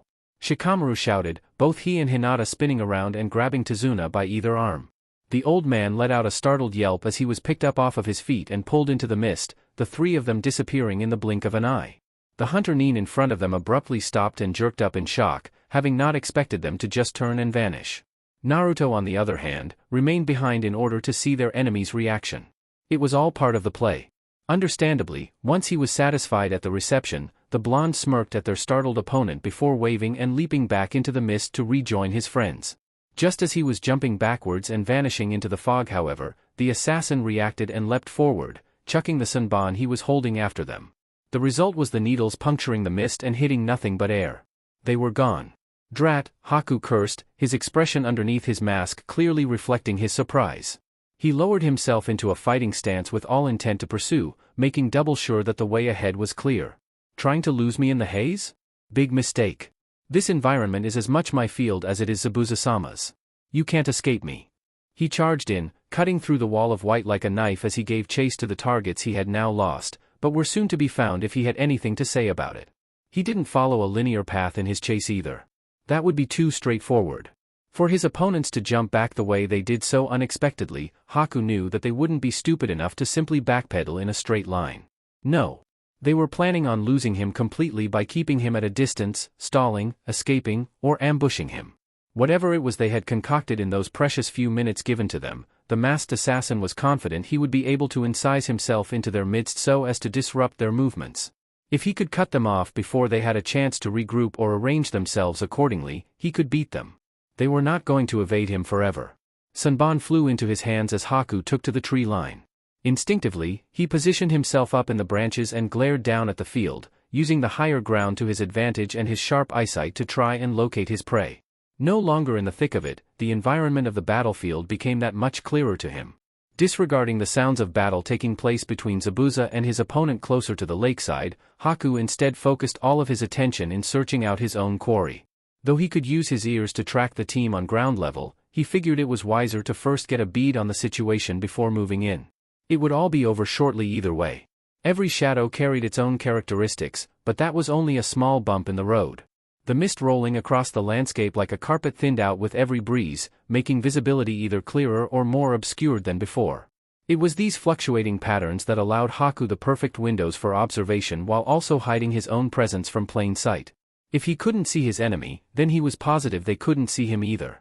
However, they did have that Hyuga with them. He'd learned about them through his master. They had terrifying optic capabilities. That meant he had to be extra careful when tracking them. Hell, there was a possibility that she was watching him right now and he didn't know it. But that was not going to stop him from fulfilling his task. Suddenly, after several minutes of careful surveillance, Haku spotted them. Shadows clustered together in the middle of the clearing and shuffling slowly across the field. He knew it was them because he was able to recognize their individual silhouettes through the shroud, as well as hear their feet dragging along the grass. Not to mention he could hear them breathing. Nervous breaths, dry, ragged, panicky, the distinct sounds of anxiety. The heat they were generating and the noise emanating from their throats was all Haku needed to confirm them as his intended targets. Good try, but it was all for naught, the young assassin thought to himself before flipping through a series of single-handed hand seals. Once the sequence was completed, a thick cloud of fog formed in the air behind him, which shortly thereafter transformed into a large ice mirror. Playing this out as he normally would, the teen slowly backed into the glass and sank into his own reflection. The pain dissipated once the user was gone, carrying him through the air with the mist. The entirety of Team 10 meanwhile slowly maneuvered themselves through the fog on rotation, Hinata's Byakugan leading them and providing them extra warning to anyone or anything wanting to get the drop on them. Their intentions were simple. If they could just get over to the woods on the other side of the field, then the team had a chance to make a stand against Zabuza's elusive colleague. There was plenty of cover in that setting, easy enough to mount a defense with trees at their backs. It was what Shikamaru intended to do. They just needed to be careful. However, just as the group and Tazuna were coming to within sight of the forest poking through the white on the edge of the field, something in the air stopped them in their tracks. The entire group halted when a cold shift blew in from out of nowhere and choked up the area in front of them. The mist thickened and took shape, clouds forming and blocking their view before materializing into a large, rectangular mirror. Just as the group began backing away from the strange object, Haku's image suddenly flickered into view, scaring the daylights out of them. The masked shinobi flipped through single-handed hand seals, baffling the genin at his speed and his ability to do so. The display stunned them to forget their position long enough for the assassin to make his move. Haku finished in a single, specific seal, the expression on his face darkening instantly. "Forgive me," he murmured, his chakra spiking and enveloping the group in an icy cold sensation, Sensatsu Susho. In the blink of an eye, the moisture hanging in the air suddenly gathered, thickened, and formed into a tangible wall of water droplets. These droplets then mutated into long, solid ice needles, which came together to form a dome of inescapable death surrounding the 4 members of the group, perfectly arranged in the one spot. Before either of them could mount some sort of an effective response against their attacker, the dome of 1,000 needles rained down upon them. It was quick and painless. The moment it was executed, the attack was over, leaving the genin of Team 10 and their client Tazuna standing in shock and resembling pincushions. With the damage being too much to overcome, their knees buckled before all of them fell flat over, leaving nothing but an empty clearing and a solemn hunter Nin standing in his mirror. Once assured that they were down and out, Haku stepped out to confirm his kills. "I'm sure you would have made fine shinobi one day," the boy murmured to himself while looking down at the 4 bodies. "But I'm afraid, that day will never come." Even though he hated killing, it had to be done. Haku did everything he could while following his master's commands. He had no choice. Of course, just as he was about to move on to inform Zabuza of his success, Haku got the shock of his life when all of a sudden all 4 of the collapsed individuals exploded into clouds of white smoke. One after the other they dispelled, revealing to the teen that he had hit nothing but doppelgangers. Decoys. In his surprise, the assassin backed away, seeing the hundreds of needles he had impaled the 4 without fail fall wastefully to the ground. This immediately put him on high alert and he began looking around him wildly. Impossible? They were copies? Haku thought, spinning on his axis. They weren't ordinary clones either. They were solid bodies of chakra, not something a single genin should be able to perform to this degree. Did they each create one? Or was it just one person's clones hinged to look like the whole team? They had been indivisible from each other, perfect replicas of the originals. In the midst of his searching of the battlefield, the teen quickly had to face a grim truth. He'd messed up. Haku had indeed considered the possibility that the group would have separated in the mist to try and throw him off their trail. But that tactic would have left the bridge builder defenseless or underguarded, so that option was quickly crossed out. He had also considered the likelihood that they would have left one team member behind to confront him or to perhaps lure him away from the main objective. He had indeed been lured in, but not in the way he was expecting. They tricked him into attacking fakes. That meant the real ones had to be hiding out in the mists. The only questions plaguing Haku's thoughts now though were when did they create the clones and who was the conjurer? It couldn't have been one of them. Clones like that were created through the splitting of one's own chakra into halves or quarters, depending on the number you wanted to produce. The user would be effectively endangering themselves performing that technique. Each of them had to have created one, Otherwise that would have left only one of them with only a fifth of his or her chakra left. Or, maybe it's a signature technique, Haku considered wisely, his eyes coming around again in his search. The user may have created many copies in order to force an attack and learn of my abilities. That means the real ones must still be nearby. He didn't have to look for very long when his eyes locked onto another collection of shadows poking through the mists. The sounds of their footsteps also drew him in. Haku's eyes narrowed as Senbon slipped in between his finger once again. There. Whether they were copies or not, it didn't matter to him right now.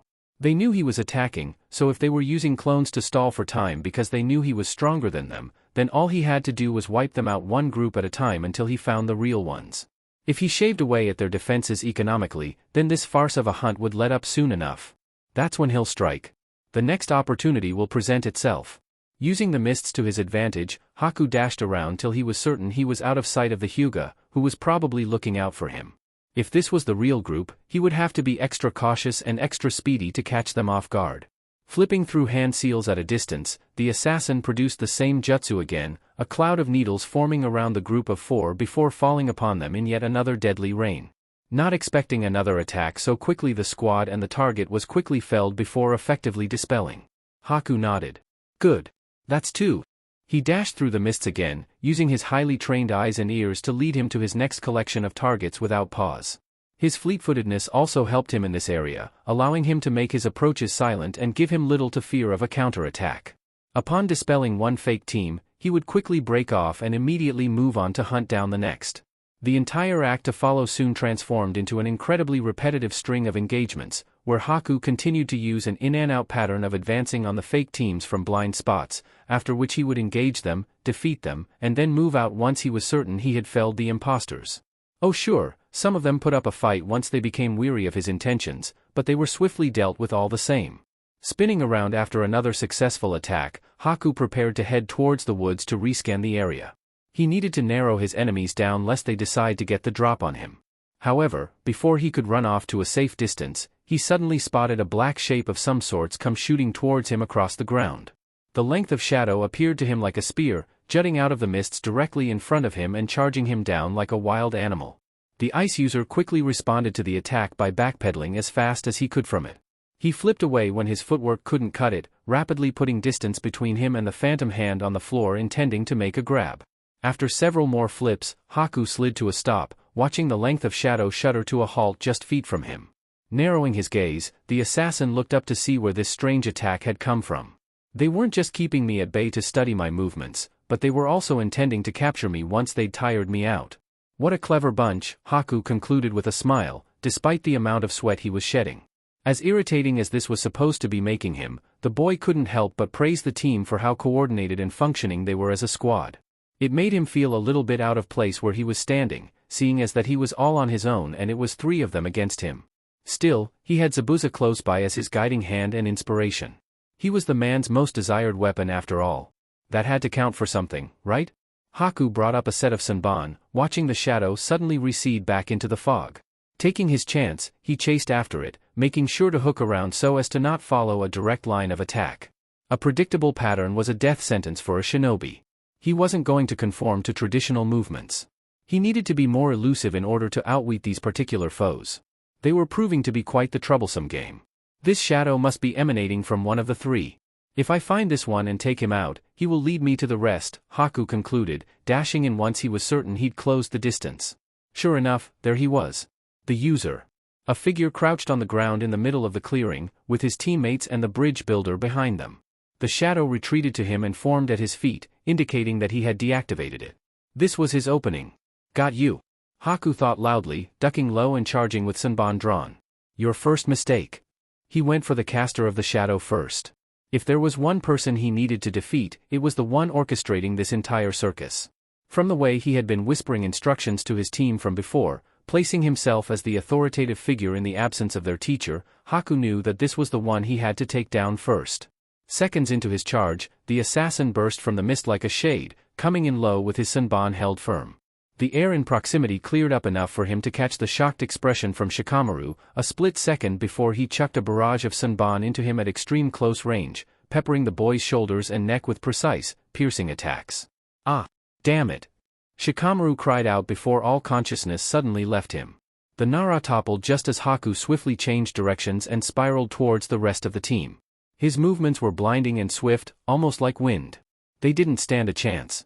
This fact became apparent when he forced his way into their ranks, cutting his way through their formation with clusters of needles.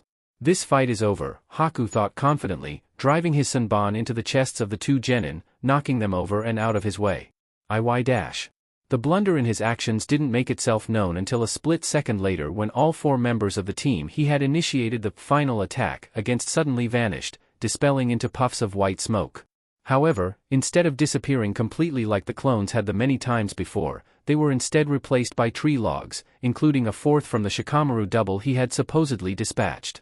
The replaced bodies were each branded with a familiar paper and seal.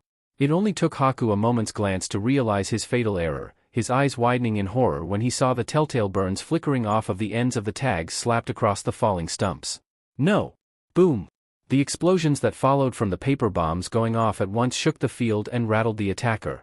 The hunter Nin was battered around like a ragdoll by the fiery blasts of wind before being sent spinning out of the black cloud like a top. He bounced across the ground bonelessly a couple of times before inevitably rolling to a painful stop several meters away. With his clothes torn, mask cracked and skin burnt, Haku lay smoldering after stepping blindly into the well-constructed trap, which effectively left him winded and wounded. Shaking his head, the hunter Nin pushed himself off of the ground with a groan. He struggled to his feet and, just as he was straightening up, the attack came. The shadow. The same one from before. Kicking himself awake with a gasp, Haku jumped off of the ground from a bad angle, spinning across the clearing before landing on the toes of his left foot, striking a full arabesque. The attack came within inches of him, but there was still plenty of time to make an escape. Not that it was easy though. He was still trying to regain his bearings and sense of balance from that collection of explosives going off. His right hand flipping through hand seals, Haku pushed off of the ground and into the air. Moments before the spear of a shadow could snag Haku's body sunk into the pane of ice that suddenly formed in the mist above him. The shade he created with his body disappeared, as if his very presence was wiped off of the face of the earth. He remained hovering above the ground entombed in his technique, panting from the sudden exertions of energy and maneuvers he had to perform to avoid the sneak attack.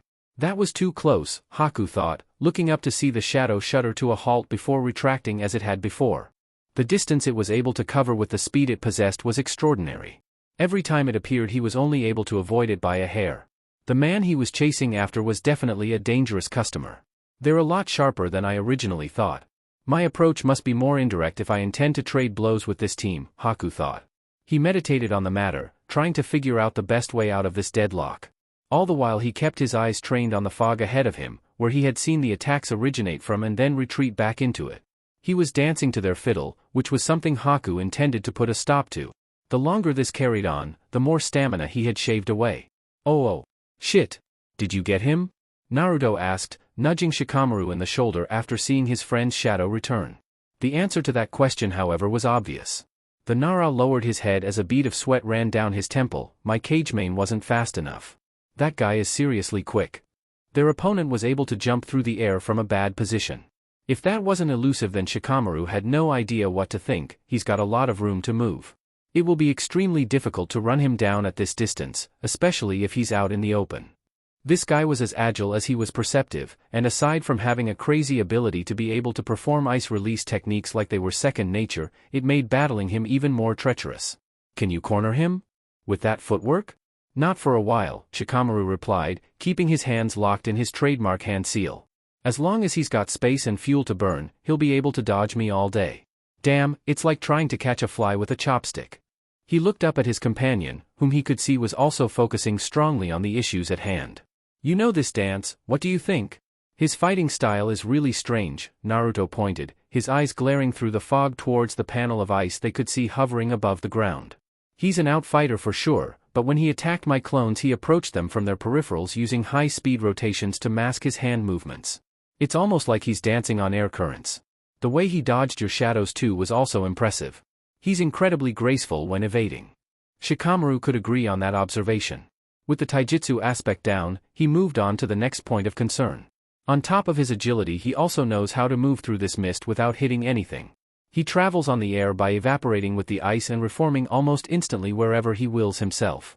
I'm telling you, this guy is something else, Shikamaru replied, the shadow at his feet starting to fluctuate in preparation for another shot. We'll keep him running around for as long as we can. In that time I'll try and think of another way of trapping him. Can you reach him from where you are now? He's not moving, Naruto asked while pointing towards the light reflecting off of the frozen block. The ice mirror was still suspended above the ground where it had been produced and hadn't moved since. It was clear Haku hadn't spotted them yet, so the most logical explanation here was that he was still looking for them from an advantageous position. He was keeping himself elevated several meters off of the ground in order to survey the battlefield from all sides. The fact that he was keeping himself exposed was also perhaps an attempt to lure them out so he could engage them on his terms. This was what Shikamaru was trying to do with him but under his conditions. The problem being was that he was having a lot more trouble than he was expecting. No, I can't, Shikamaru replied while shaking his head in a clear response. The sun is being blocked by the mist and the structure of that ice mirror he's using redirects the light and doesn't cast a shadow. I can't trap him if there's no shadow. As long as he remains elevated there's no way I can get to him. This had the Nara cursing over his inability to make his shadow tangible like his father could. If he could only just raise it off of the ground just a few meters, he might just be able to grab this guy. But he couldn't. I bet he's figuring this out for himself right now. We haven't completely captured him in our rhythm yet. He's clearly played these kinds of games before. He keeps moving, makes calculated decisions and uses the open field like a weapon. So long as he has the advantage of instantaneous reaction and movement on open ground, we won't be able to get him, Shikamaru informed, furrowing his brow. We need to slow him down. Or get your shadow to move fast enough to latch onto him, Naruto murmured. They needed to take this guy alive. If there was anything Asuma had taught them, or the team had managed to learn for themselves from experience, was that information was the most important thing for a shinobi. If they could capture their opponent then there was a good chance that they would be able to learn more about the enemy, their numbers, and their hideouts. Naruto and Shikamaru knew this well and together began thinking up some way of taking out their target without killing him. After watching him fight so far, Naruto was sure he would be able to fight him toe-to-toe. However, there were a couple of problems he had to contend with. One of them was the fact that the genin wished he had a quick and easy way to immobilize his opponents like Shikamaru. Sure, he could duke it out with the guy, cut off his escape with clones, and try and pin him down, but that would only bring chaos to the field, much like his fight with Nai in the castle square which nearly leveled the entire area. Secondly, his knockout wonder counters only worked against infighters or those who overshot their attacks. This Haku guy was a composed fighter and preferred fighting at long range using low-risk, high-reward tactics, and again, fighting to stop him using his abilities would take too long. Shikamaru was also banging his head and trying to come up with a solution. He could string his shadow across the field to make moving for their opponent more hazardous, but that stunt was pointless and would only end up wasting a lot of his energy. The guy was fast and had a keen eye too. He'd also be able to see through that trick easily. The Nara then thought about using flash bombs to create more shadows and to strengthen the light to extend his range. It seemed like a solid idea, but if he was to ignite flares to increase his jutsu prowess it would only give away their positions, mainly his. He needed to fire off flashes above or behind him to direct his jutsu the way he wanted to, and if their opponent was as sharp as he would be able to get around it. There was also the problem of vantage points, and their opponent was a full story above the ground. He could take the option of confronting him head-on, but the possibility of getting slaughtered should he try to butt heads with a dude possessing Naruto's fighting talent was as high as it could possibly be. Their opponent was strong and well-versed in the art of close combat, not exactly his area of expertise. However, Shikamaru wasn't alone in this. He was working with Naruto and Hinata. They each contributed to the group and worked well as a unit to bring down obstacles that a single individual couldn't on their own. All they had to do was use what they already knew and, like against Asuma, bring this guy to a standstill. The question was though, how were they going to be able to do that? Hinata had hidden and was protecting Tazuna from their enemies, leaving only Shikamaru and Naruto to deal with the Hunter Nin. After a full minute of careful thinking, Shikamaru eventually clicked on an idea and looked over at his teammate. The boy clad in orange also turned to face him when he sensed something pop up on the Nara radar. "How good is your chi control right now?" the boy asked curiously.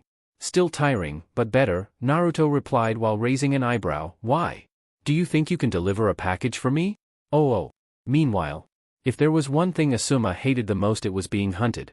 Rule of thumb in shinobi combat was that if you were the first to make a quick getaway from your opponent in a standoff, the one that was able to take to the shadows first and manage to keep their target in their sights had the immediate advantage.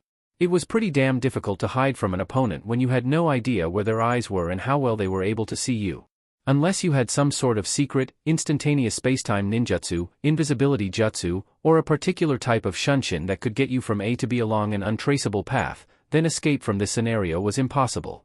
This was exactly the kind of situation Asuma found himself in as he circled repeatedly on the spot, keeping his eyes peeled for the slightest trace of movement through the fog surrounding him, as well as listening out for any sounds that could give away his ever-elusive opponent's position. The likelihood of that occurring with this adversary though was slim to none. Feeling a chill on the back of his neck, Asuma leapt forward and spun around, looking just in time to see a massive gash appear in the ground where he had previously stood. He stumbled when he landed, a reaction which was quickly followed up by a cruel laugh echoing all around him. "You're getting jumpy. Good. Don't trip yourself." "No shit.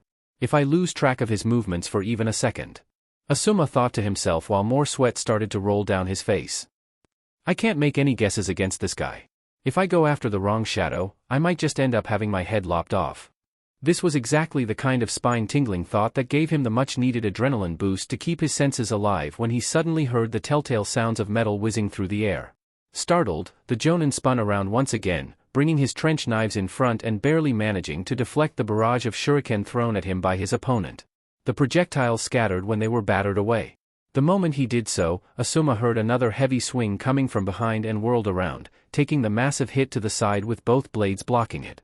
The loud clang rang out throughout the field, the impact causing the Jonin to skid several feet across before coming to a dead stop. "You've got a mean swing," Asuma commented with a strained voice and a grin. "I don't see how you're able to lug that massive cleaver around wherever you go. It seems more like a hindrance than the perfect assassination tool. The noise it makes is way too noticeable." Zabuza growled, digging his feet further in to try and force his opponent back. However, as much as he hated to admit it, the opponent he was currently crossing blades with was just as strong as he was. Asuma's size and build definitely spoke rugged toughness above everything else, which explained why he was able to tackle him head-to-head so easily. The swordsman chuckled as sparks flew between them. "It served me well these many years. Countless lives have been claimed by it in my hands alone. Here, let me show you what I mean," Zabuza exclaimed while disengaging from the grapple. Asuma stumbled forward in shock before his opponent's blade suddenly slammed into his loosened guard a second time and sent him flying backwards. While in mid-flight, the team leader holstered both of his trusted melee tools before flipping through hand seals. He was done in an instant. "Katan, Heizukisho." Inhaling sharply, Asuma spewed a hot cloud of black ash from his mouth, which hit the ground and expanded outwards like a bomb. It clogged the mist in darkness. Zabuza sliced out at the approaching wall of ash with his sword. He cut into it so that it parted around him instead of swallowing him up, but even with his best efforts the man was unable to fan away the smoke forever and within moments, was soon engulfed in fumes from all sides. The swordsman's eyes shut tight as he tugged on the gauze wrappings around his mouth, stopping any of the particles from getting into his air passages. He was gone in a flash. "You think you can lose me in a smokescreen? Simpleton. I've been fighting blind this entire time and this is the best you can do? I'll get you the instant your guard is down." Asuma smirked when the trail of ash leaving his mouth ended. "Got you. Now it's time for you to duck and run." With that, his teeth snapped together, the flints he had molded into them sparking. The flash ignited the ash, a trail of fire following the smoke before detonating violently and filling the air with a massive explosion. The shockwave hit Asuma even at the distance he had managed to put between himself and the center of the cataclysm.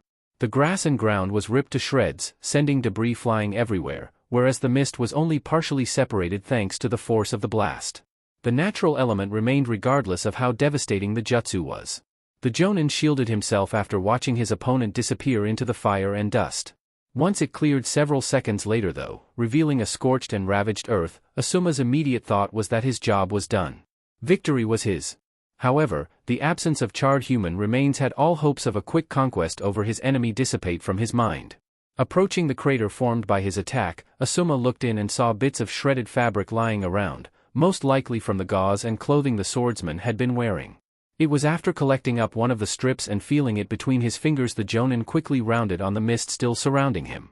That was a neat trick, replacing yourself with a water clone. Though he didn't receive an instantaneous reply, it eventually came to him, much to Asuma's dismay. "You don't sound surprised. Were you expecting a switch?" "Sort of. You are a ninja formerly of Kirigakure and there's a high volume of water nearby. To be frank, it's not that surprising." "Heh. So you can read your opponents after all," the phantom voice chuckled, moments before leveling out and becoming its usual, sinister self once again. I have to admit, you're quite the impressive shinobi. You're physically strong, have keen insight, your senses are sharper than most, and you can move well despite your massive build. Even so, your constant dodging of my attacks is starting to piss me off. Well, it just lets me know that I'm doing my job right, Asuma replied with an amused ring in his voice. This didn't strike a chord with the swordsman, but at least the banter was good. Rest assured though, Sarutobi, your headless corpse will be lying dead at my feet soon enough. Duly noted, Asuma replied, twirling his trench knives in his hands before rotating on the spot. He didn't escape the blast completely unscathed. He definitely caught some of it, which explains why he didn't come after me the instant I smoked him. The charred pieces of clothing were a dead giveaway. Nevertheless, there was still the issue of him being alive. As long as he was breathing, Zabuza Momochi was a problem for him. Kirigakure shinobi were stubborn like that. They had this worldwide reputation of doggedly pursuing their targets until the job was either done or they were killed trying. The demon brothers from before were a perfect example. But despite this quality found in a lot of Kiri ninja continuing to follow the old traditions of the former Bloody Mist, Zabuza's hit-and-run tactics were starting to become more predictable. Asuma's confidence grew with every miss his opponent had, which allowed him to get more and more used to the timing of the fight. There was definitely a significant gap between each of the assassin's attacks, which told the leader of Team 10 that his opponent had to exercise a hell of a lot of caution and concentration before advancing on a target. Apparently Asuma wasn't the only one hampered by this element. Even its user was struggling. The fact that Zabuza had been able to use this technique successfully numerous times in the past to kill Jonin-level ninja told the former Guardian ninja that he was a more formidable prey item than most. He was still alive, a fact that Asuma could definitely feel proud of. Perhaps, if he was lucky, he'd be able to mark this down in his journal of accomplishments once he got back home. Unfortunately though, it would be a difficult march getting there. Zabuza was not only physically one of the strongest opponents he'd ever faced, he was also one of the most stubborn and difficult. While backing down, Asuma heard a metallic clack behind him, causing him to spin around and strike out with his blades. He ducked at the same time, dodging the wide swing thrown by his noticeably burnt enemy.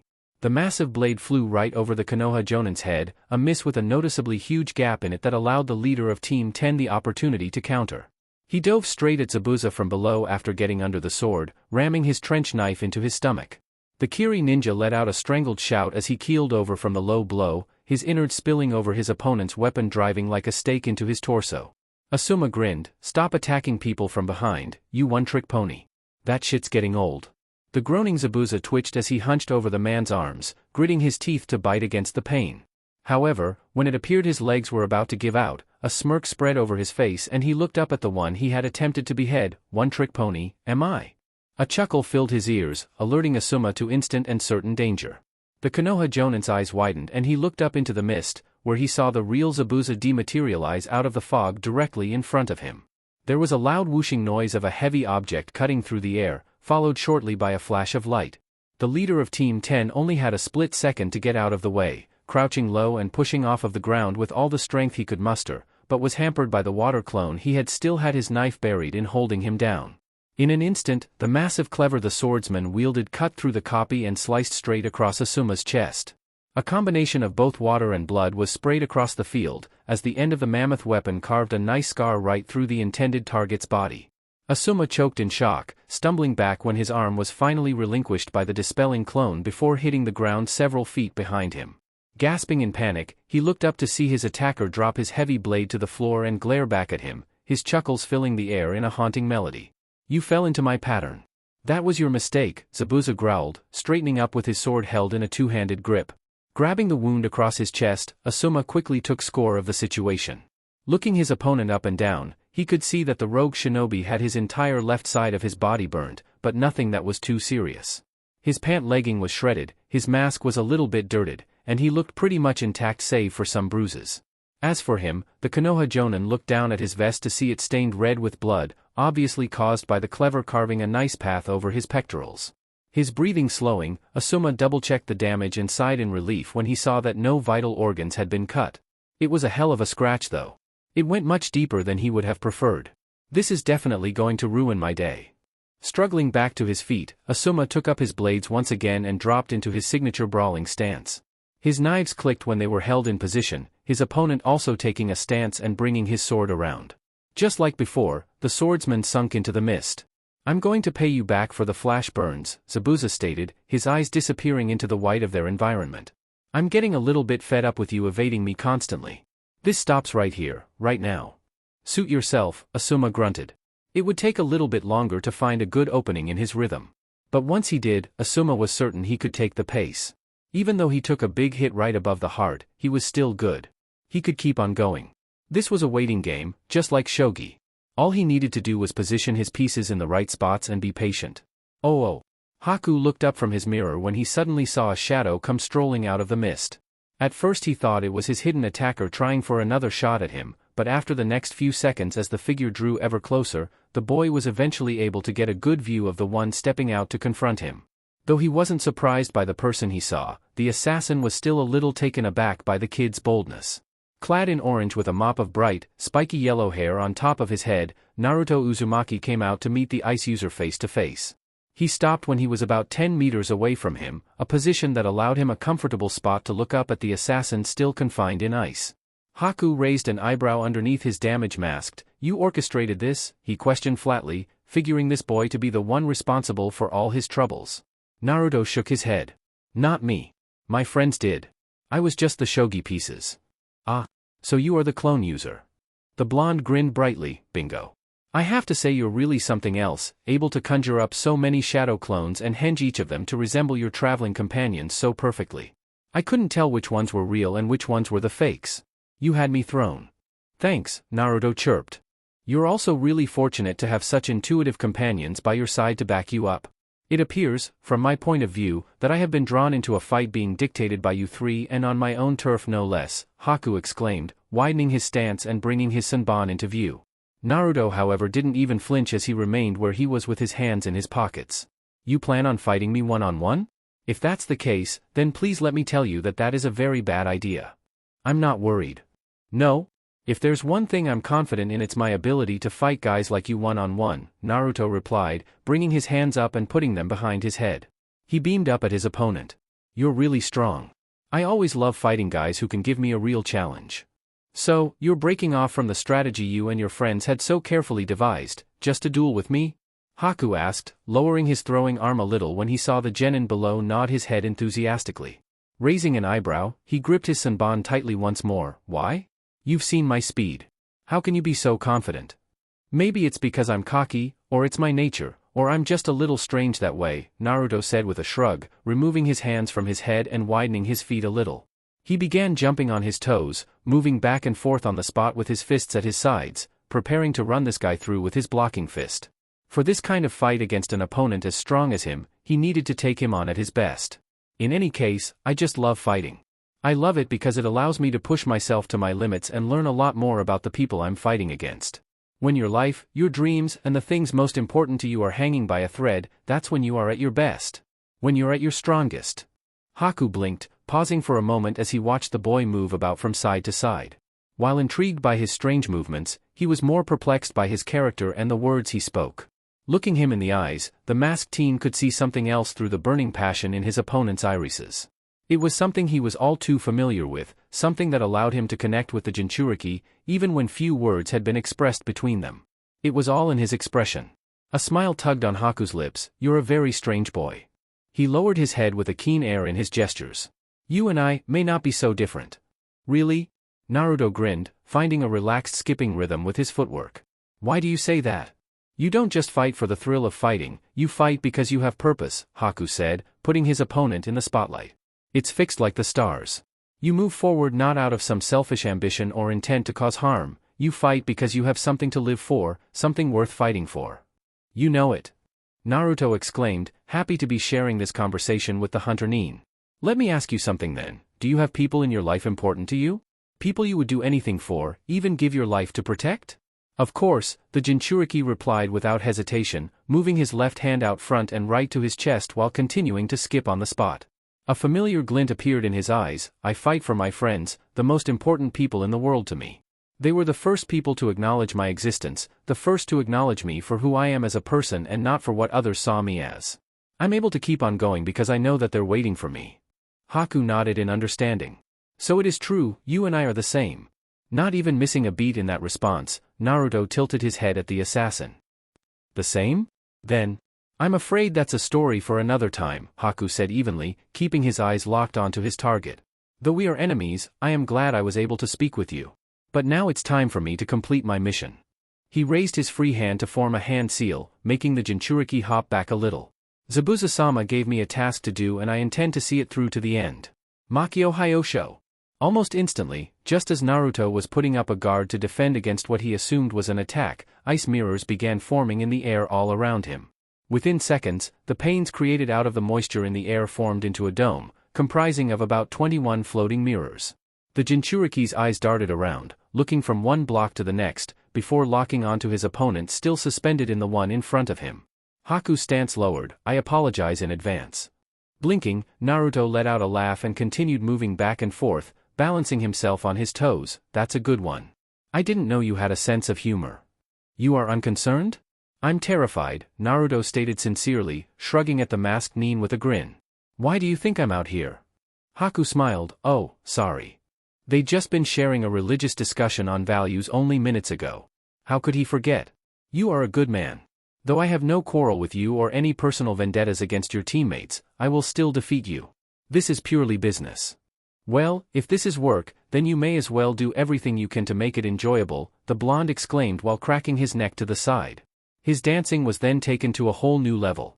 Besides, this wouldn't be any fun if only one of us was serious. In an incredible twist, Naruto began moonwalking back and forth along the grass, getting a feel for his rhythm while baffling his opponent fixed in the reflective surface of his mirror. After moonwalking followed by a quick bit of shuffling, Naruto took his blocking fist stance, relaxing his muscles for a competition he was sure was going to be glorious. Throwing several warm-up punches, Naruto then dropped back into a wide orthodox stance and waved a hand towards the boy up above. Come on. Haku nodded. Complying with the boy's request, in the blink of an eye the assassin's masked face flickered into all 21 of the ice mirrors, surrounding the grinning youngster on all sides. Very well. Oh. Meanwhile, elsewhere in the land of Wave?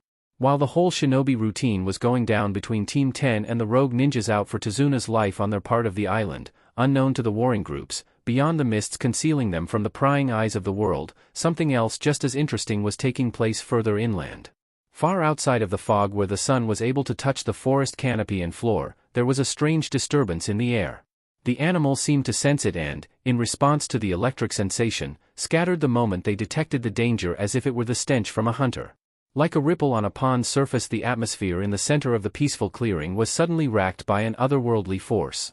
This force was so great in fact that it tore a hole in the fabric of reality, right in the middle of that very space. Time, matter and light suddenly converged around a single point like a whirlpool. Seconds later, the center of the calamity opened up in a rip, revealing a dark storm-like world behind the canvas of this one. It was a river of raw energy, from which it spewed out two unlikely travelers. Kicking and screaming, a pair of young women was unexpectedly flung out of the vortex, as if the whirlwind of energy that was their conduit found them distasteful. They bounced across the hard ground before coming to a complete stop, one on their face and the other on top of that one's back. The smaller of the two was lying beneath the more rambunctious-looking one, a most hilarious sight. Groaning, a young girl around 15 years of age with long brown hair, wearing a headband, a red and yellow traveling uniform, boots, pauldrons, a dark cape, and a satchel and short blade at her side, tried to push herself off of the damp grass. Her efforts were hampered however by the mistress laying on top of her, a tall, curvaceous and busty young woman with flowing dark hair, also wearing a black cape, pauldrons, a long sword, boots, and an incredibly revealing black leather outfit that didn't leave much to the imagination. It was an odd couple, and apparently the shorter of the two agreed as she was swatted on the back of the head by her drowsy companion and seethed angrily. Growling out in anger, the girl being pressed underfoot slammed a fist into the ground before digging her nails into it, taking chunks of earth with her. God damn it, I hate time travel. That is the last time I'm ever listening to you, stupid Naga. The woman on top of the frustrated girl burst out into fits of obnoxious laughter in response to her outburst. It was a laugh so distinct that anyone would be able to pick it out from a crowd, as well as being startling enough to scare the shit out of several birds hiding in a nearby tree. Well, you shouldn't have provoked me, my dear Lena. Now look where we are. Distraught, possibly traumatized, flushed, and lying in the mud in some desolate wasteland, the woman laughed, sitting up and pulling herself off of her companion. Ugh, where are we anyway? This doesn't look like turmoil. Perhaps we were flung further down the vortex than we thought.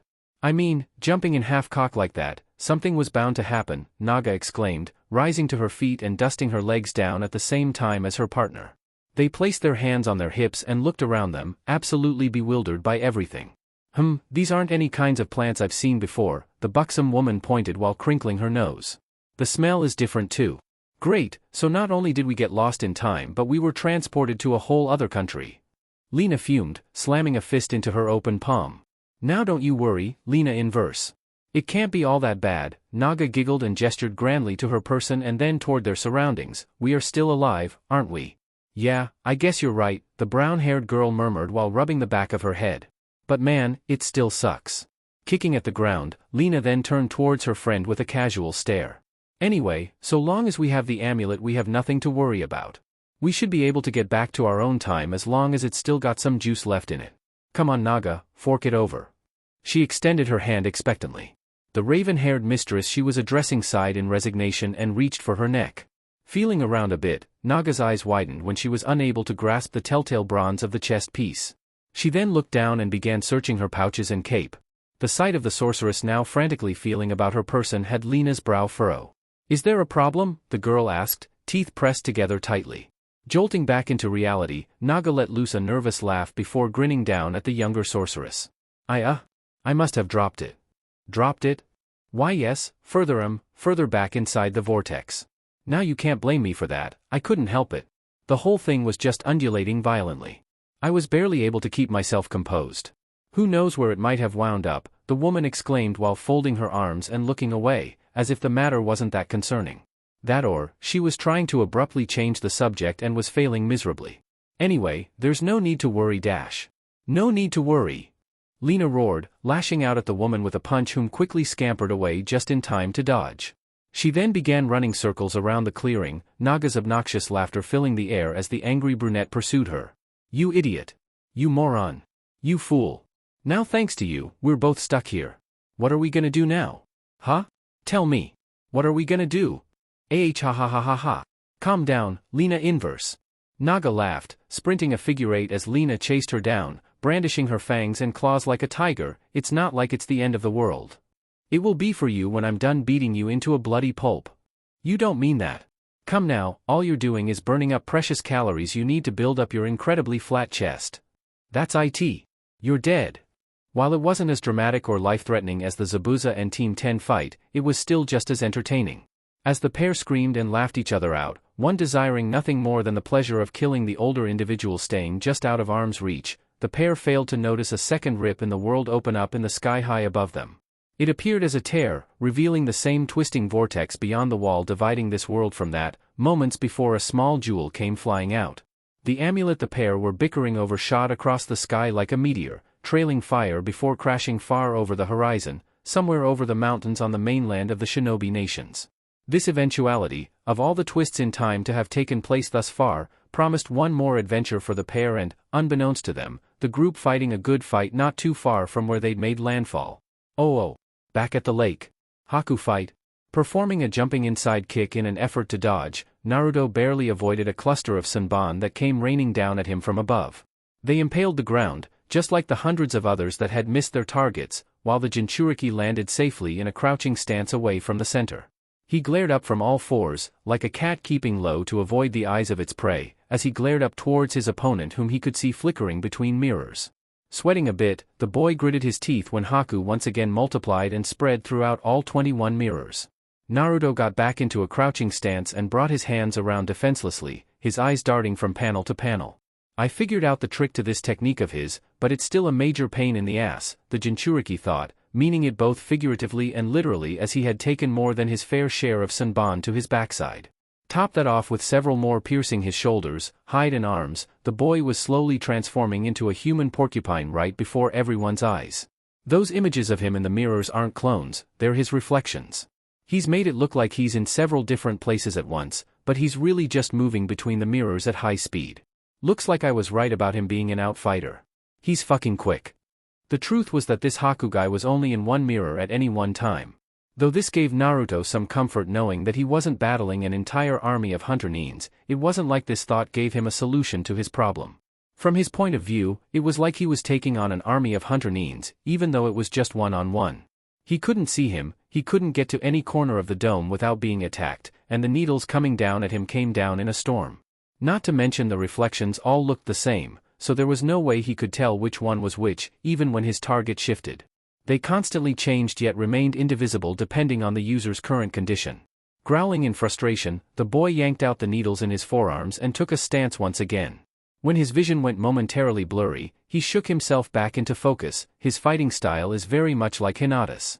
He's using pinpoint precision to bring down my body from the inside with these acupuncture needles. Forget exterior damage, he's targeting my vitals in a very specific order. That's seriously annoying. Had he ever fought against someone this tough before? Yes, but while Haku wasn't as physically strong as his last opponent, he was hundreds of times faster. Clenching his fists, Naruto decided to do something about his situation. The course of the battle needed to be shifted now, lest he end up a bloated corpse covered in needles at the end of the day. He'd been dancing around this circle and following his opponent's rhythm for all this time now. Naturally, he was fed up with it and decided right then and there to change his approach. "All right, Naruto," the blonde exclaimed to himself, a smile appearing on his face as he shrugged away the pain of sunburn in his back and shoulders. "You've been training all this time to catch up to speed like this. If you can follow him with your eyes, then your body should be able to keep pace as well. Let's see how well you can rev your engine." His toes were feeling good and his legs were in perfect condition. Without warning, he changed up. Cranking the metaphorical gearbox in his body, Naruto suddenly exploded into life, dashing straight towards the Haku in the mirror directly in front of him. He covered ground almost instantly, his right fist cocking back as he locked the enemy teenager in his sights. However, just as he was close to covering the empty space between them, the reflections once again came to life and chucked a barrage of sunburn straight at him. The jinchuriki backpedaled sharply and dodged left, avoiding the hail of needles. He sprinted at full speed, following the circumference of the ring and tossing shuriken at the Haku in the mirrors he could see running alongside him, jumping the gaps between panes one after the other. The boy in the mask returned his shots with his acupuncture weapons blow for blow, with both opponents knocking each other's projectiles out of the air. Ducking to avoid a sunburn aimed for his head, Naruto returned with a kunai. The explosive tag wrapped around the handle unraveled and sparked, burying itself in the mirror he'd aimed for and detonating on impact. It blasted into the ice pane like TNT in a mineshaft. But just as it seemed like Naruto was able to land a good hit on his opponent's defenses, when the smoke cleared it soon revealed that the explosion didn't even scratch the surface. It was unreal. What the hell was this ice made of? Condensed steel? Furrowing his brow, Naruto then switched up and leapt back, throwing another hail of shuriken.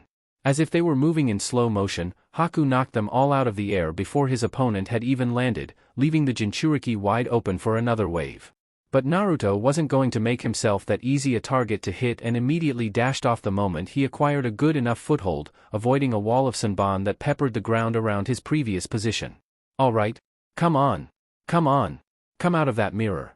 Attack me," Naruto thought, watching carefully through his sharp eyes as he saw Haku leap across the dome above him in a blur and arrive in another mirror. The jinchuriki threw a kunai after him, but that was knocked out of the air and his opponent changed locations. Though he was able to catch sight of the real one every once in a while, Haku was still projecting his reflection all over the place. It was irritating, like playing "Where's Wally?" and every single person in the crowd was Wally. Even though I'm moving as fast as I can, I'm still only one target. No matter where I go, he'll be able to see me and attack me. Grinning, the blonde then formed his trademark hand seal and moved back to avoid another deadly shower from above. "Let's see how you handle more of me." Kage Bunshin no Jutsu, the blonde thought, bursts of white smoke exploding all around him. His doppelgangers immediately leapt out in all directions from the smoke along with him in an effort to confuse the attacker. It seemed like a good idea. But almost instantly after scattering to the four winds, the platoon of shadow clones was cut down by Haku's blurred form moving between the mirrors at his ridiculous speed. The original saw him make his move through his peripherals as he rushed for the edge of the dome, watching the boy cut down his copies one after another before he himself was confronted by his ever-elusive foe. Naruto's eyes widened. "There you are." His fist cocked to land a blow, but he was kicked in the chest and sent straight back down to the ground by the even faster-moving boy, who once again disappeared into his mirrors. When the blonde-haired jinchuriki slammed into the ground, he looked up just in time to see his platoon of doppelgangers dispel into puffs of smoke. Some of them had been beaten into submission almost instantly, others slashed in the neck or the head, and others had been mercilessly peppered by needles. Panting for breath, Naruto thanked his lucky stars that all he got was a kick before gritting his teeth. He leapt to his feet and barreled out of the way at the last second when another shower of needles was sent flying at him from all directions. Getting clipped in the shoulder in his dive, the boy yelped and tumbled across the ground, before coming to a crouching stop. He hissed and glared over his wounded shoulder. I saw him. Fuck. He was right there in front of me. Naruto thought angrily before grinning. Alright. Now we're getting somewhere. He stays in his mirrors and attacks me from a distance when there's only a single target, but when I create clones and provide a greater number of targets he can't concentrate enough to take them all out using Senbon en masse or risk one of them getting out. You have to have a lot of concentration to land that many Senbon to take out a live target. If this dome is stuffed to the brim with opponents, then he needs to attack them directly to take them out. This would be the key to his turnaround. His shadow clones were quite durable when they were made to be and could take a punch just like the original. The only times they were actually dispelled were if they were hit with enough force to knock them out or kill them, were given instruction to dispel prematurely by the user as part of a greater strategy, or if their chakra lifespan came to an end. These were the most common ways Naruto's clones were dispatched. The way Haku was able to beat them was what Naruto was able to pick up through his clones' collective memories. The boy struck at the vital organs and punctured them with dozens of needles to points all over the body that would immediately render a person immobile. He also had untraceable speed on his side. While speed like this would have normally meant that his attacks lacked power to deliver fast attacks, built up enough Haku was able to deliver a blow that felt like it had a lot of power behind it, when in actuality it was his speed giving him momentum and mass. It was simple physics. Haku played to his strengths well. But that was all about to change. His mirrors can't be destroyed through blunt force, so explosive tags and conventional attacks are out of the question, Naruto thought, leaping to the center of the dome when another hail of needles threatened to pin him down. Skidding to a stop in the middle, the instant he was in position he flipped through hand seals and dropped low, placing his right hand on the earth's surface. Just follow the plan, lure him out of the mirrors. Iwa Bunshin no Jutsu. In an instant, the earth in front of him jutted out of the ground on all four sides, the head of one of the pillars being pulled up directly by his right hand. Bringing it over in a flowing motion, the jinchuriki shielded his form with four solid rock clones, all of them with their backs turned towards the fiend in the mirrors glaring down at them and arms hanging off of each other's shoulders. Soon enough, the doppelgangers were fully formed and Naruto was now crouching inside a shield formed by his friends. Not done yet, the blonde thought, forming his cross-fingered hand seal again. Kage Bunshin no Jutsu. The dome's floor filled with a collection of shadow clones. They took up positions and stared up at the hunter Nin looking down at them from his various windows. Haku watched on curiously to see what his opponent was planning, and didn't have to wait long when the original hiding in the heart of his entourage eventually barked out his order, porcupine formation. Now! YOSH! With that, the entire platoon leapt back and piled up on the four earth clones. Back to back from top to bottom, the small force formed a dome of their own, kunai drawn and pointed in all directions. From the way it looked from a distance it was definitely a spiny animal of sorts, one that carried a lethal bite should a predator find interest in it. This startled Haku at the sudden stroke of brilliance behind his opponent's tactic, which had the masked assassin scratching his head while bringing up another set of Senbon to chuck down at his well-defended enemy. Are you sure it was your teammates who came up with the strategy from before? The fake hunter Nin asked, wondering if his question could reach him telepathically. When he received no response, he lowered himself into a stance. In either case, you are also a really intelligent shinobi. I never would have thought you'd come up with something like this. If neither one of them were using jutsu, head-to-head, Naruto clearly had the advantage in speed, decisiveness, and raw physical power.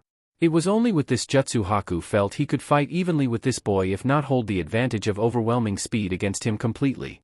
As long as he kept fighting the way he was, he would be able to win. But every second he stayed in this technique, holding up these mirrors, he was bleeding valuable chakra. He had to end this now or risk his jutsu failing him and leaving him at the mercy of either this boy, or his teammates still hiding in the mists. Improved defense or not, a majority of his shield was comprised of bodies. Like all bodies, they all had weak points, no matter how hard you tried to cover them up. Once I've put you to sleep, I will go after your companions and complete my mission, Haku thought, a solemn shadow falling over him as his expression became one of disheartenment. I'm sorry, but with this final barrage, this fight ends with my victory. In a flash, he began to move. His body zipped between the mirrors above the ball of clones from one reflection to the next. In the blink of an eye, Senbon rained down upon the mass of copies from all sides, threatening to blanket them in a shower of death. However, with so many opponents to hit, even with his speed, accuracy and timing, Haku knew he wouldn't be able to dismiss these adversaries with just a single wave. This point was proven as the clones shielded themselves and battered away the barrages of Sanban with their kunai. When the first bombardment failed, Haku unleashed a second, zipping between mirrors and unleashing wave upon endless waves of needles. The attacks showered the field and the barrier of shadow clones, chipping away at their clothes, scarring them, scratching them, and soon enough, puncturing them.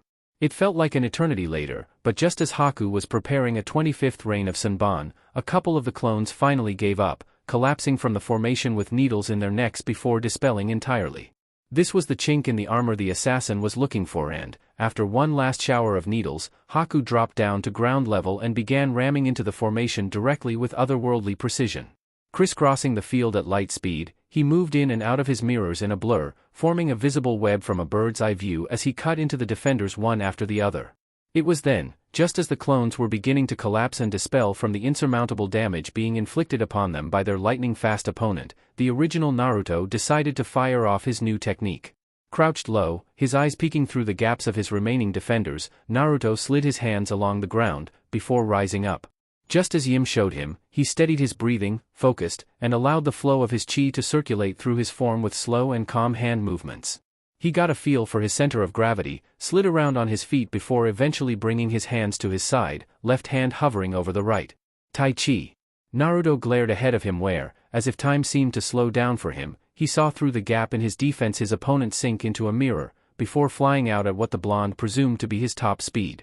But, now that he was calm, relaxed, and focused without any distractions whatsoever, Naruto was literally able to crawl into Haku's realm of speed. His hands began to vibrate. Immediately upon pumping chi into his hands, a steam-like formation began to manifest between Naruto's palms. The invisible energy he was able to grasp control of compressed itself in his grip. A grin appeared on his face once he was certain he'd gathered the right amount of power and, without missing a beat, released it all at once.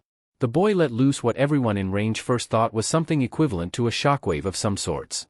But the blast, which traveled straight through his clones and stopped Haku dead in his tracks when he ran headlong into it, was immediately followed by a violent gust of wind that whipped at the ground and expanded outwards, taking out all intended targets and leaving everything else intact. It was a magnificent display of accuracy and control. Haku was stunned.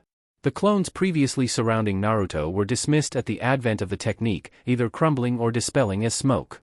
The hunter Nin on the other hand was sent spiraling backwards at the force of the winds. He bounced across the ground like a ball many times before coming to a shuddering halt, his clothes ripped and his mask shattered. While lying on his front, the boy groaned and trembled as he pushed himself back up, his hair whipping in whatever breeze remained before his eyes locked onto his opponent now standing in the heart of the dissipating storm.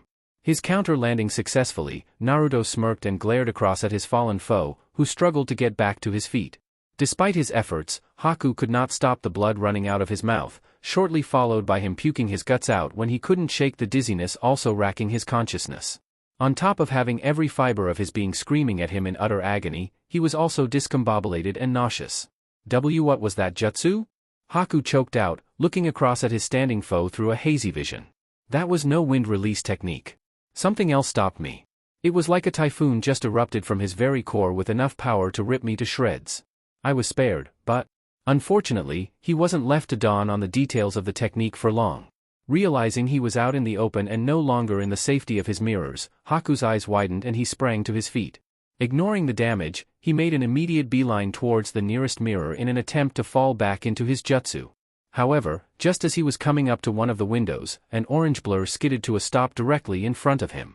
Arms dangling down in front of him and feet shoulder-width apart, Naruto Uzumaki placed himself between his opponent and his only chance of salvation. This was where his leg training fully came into play. The speed he used almost made it look like he teleported. Haku freaked out and backpedaled, changing directions hastily and dashing towards another mirror. No. It was clear he was fast. Haku's own movements were almost instantaneous. But Naruto quickly made it known to all that, without any factors contributing to his strength, he was the faster. Once again the hunter Nin's path was cut off by a grinning blonde-haired jinchuriki, his arms dangling in front of him provocatively with his shoulders slouched and back hunched over. Although this lowered his posture significantly, in the terrified Haku's eyes it made him look gigantic. The ice user fully realized in that moment that this was no ordinary shinobi he was fighting against. This one was moving like a demon. Can't run away.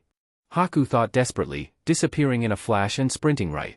If he couldn't escape by retreating, then he figured he could go around. He refused to admit defeat. His speed was unmatched. No opponent could beat him in his specialty. I'll take your flanks and get back into dash. In the midst of forming his strategy, a shadow fell over him once more when he found himself confronted by Naruto a third time. The jinchuriki appeared directly in front of him, a deep scowl on his face and a piercing glare locked onto the frantic hunter Nin. Haku's eyes widened. Why you? Almost instantly, the teen found his gaze sinking into the blonde's glare, which cut him right to the bone. It was almost like he was being swallowed up by a monstrous beast, a creature from the blackest abyss that feared nothing and consumed everything in its path. Though Haku knew it in his heart and head that he'd fought against foes more gruesome in appearance and monstrous in power than this boy, he didn't know what to make of this strange sensation now overcoming him. It was like his body was losing all will to continue fighting. Feeling himself sinking and beginning to freeze up, Haku bit down hard and slapped himself awake. Don't give up. Run. Keep running. Faster. He exploded into action, swiftly changing directions and going the other way at an even greater speed. Get away. But the chase continued. No matter which way he went, no matter where he turned or how hard he tried, Naruto kept either popping up in front of him or kept cutting him off. This happened not once, not twice, not 3 times, it happened repeatedly. To the left, to the right, backwards, forwards, over, under, the blonde-haired boy kept getting in his way. Though Haku didn't know why, he felt that his opponent had gotten even faster than the speed he had been using before he decided to change tactics and curled up in that porcupine formation. It appeared as though that when Naruto used that arrangement, he didn't just use it as a means to wait for an opportunity to pounce, he also used it to get a feel for his timing. That had to be it.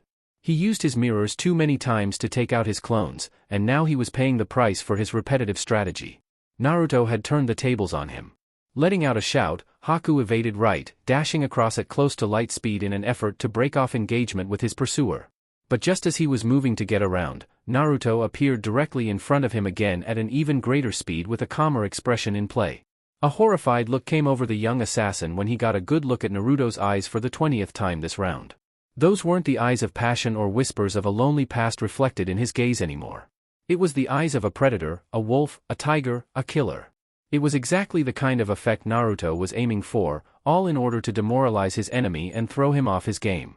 It was no surprise that it was working, since this was the exact same technique of projecting killing intent that Nai used against him during their battle. Sanban flying into his hand, Haku slid to a stop and responded to the blonde appearing in front of him with a stabbing right. Enough running. His attack came in swiftly, as fast as his dash. I must strike now, while I have a chance. His hand and Sanban cut through the air like a blade, threatening to smite the boy down in one go. The blonde sidestepped and began falling back, dodging a series of slashes and stabbing motions being desperately mounted by his adversary. As impressive as his ferocity and display was, Naruto was able to see each of the attacks coming his way, and sure enough, he got a feel for his timing. Naruto smirked, counter chance. Now! He stepped forward, reaching out and catching the boy's arm in a slipping grip. He twisted while he moved forward, his opponent unwittingly stepping towards him and ending up with his arm locked behind his back. In the same motion, the blonde tossed Haku over his shoulder, slamming him against the ground behind him face first with his arm locked up. Naruto then flipped and landed on the boy's back with his knee close to the neck, putting unwanted pressure on him. Jujitsu. You gotta love the stuff your teachers give you, Naruto grinned, keeping his opponent pinned beneath him. Got ya. The instant he had him, Shikamaru's cage mane, which had been attached to his body the entire time, suddenly shot out and wrapped itself around Haku. The ice user froze up instantly, his body submitting to the paralysis technique and his expression becoming one of utter bewilderment. It was over. Naruto hopped off of his opponent and staggered back, watching as Haku was willed into a kneeling position with his hands locked behind him.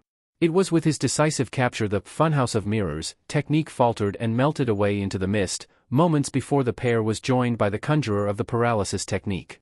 Shikamaru marched out of the fog with a smile on his face and shadow still linking him to his opponent, with all intent on keeping him rooted where he was. Shadow possession jutsu successful, the Nara exclaimed, looking over at his friend. Thanks a ton for stopping him. No problem, Naruto grinned, giving him a thumbs up. Looking him over once, the previously pleased Shikamaru then appeared taken aback when he saw the state his teammate was really in. Forget the scuffs, bruises and the bleeding from the mouth, he was covered in acupuncture needles. Damn, man. Are you gonna be alright? You look like hell. Huh? The jinchuriki followed his companion's line of sight to his shoulders, to which he then jumped when he finally noticed the problem. Oh, shit. I forgot about these. He then began the methodical and painstaking process of removing each individual sunban from his flesh, which earned a few yelps and curses from the normally invincible blonde. While Naruto fussed over his injuries and Shikamaru kept his side tied down, Haku took his time looking between the two boys. Eyes darting from one individual to the next, he then looked over at the Nara to see him glaring down at him intently. So this was all you're doing? This plan? The Nara smirked at him. That's right. You gave me quite a headache trying to catch you, mate. Thankfully I had my pal here to back me up. He heard another yelp from Naruto yanking the needles out of his ass, which were probably the most painful out of all the ones precariously placed all over his body. Nobody liked having injections in that spot. It was tough going, but in the end all the pieces fell into place. So you were confident that your friend would be able to take me on directly without killing me? It seemed like a rather risky venture. He didn't do all the work, Shikamaru exclaimed, pointing at the shadow binding them together. I fight better from a distance.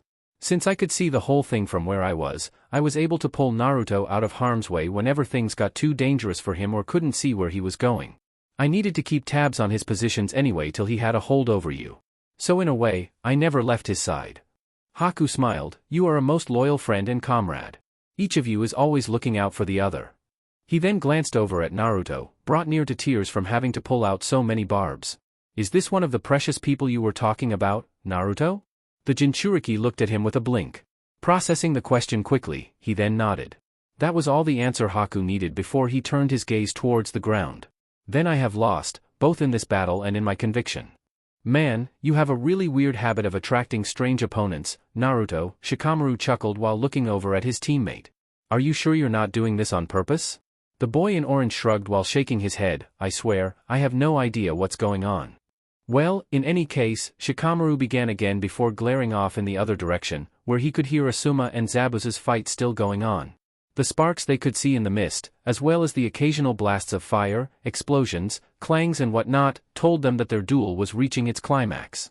Not wanting to concern their teacher, Shikamaru got Haku to stand up, turning him so that his teammate could bind his hands with rope. We still have a report to make. And Hinata? Long gone, along with Tazuna, Shikamaru smiled, seeing Haku's gaze focused on the ground with a somber expression in play. Knowing full well that he was still listening, even in defeat and frozen in place by his shadow, the Nara addressed this next piece to him.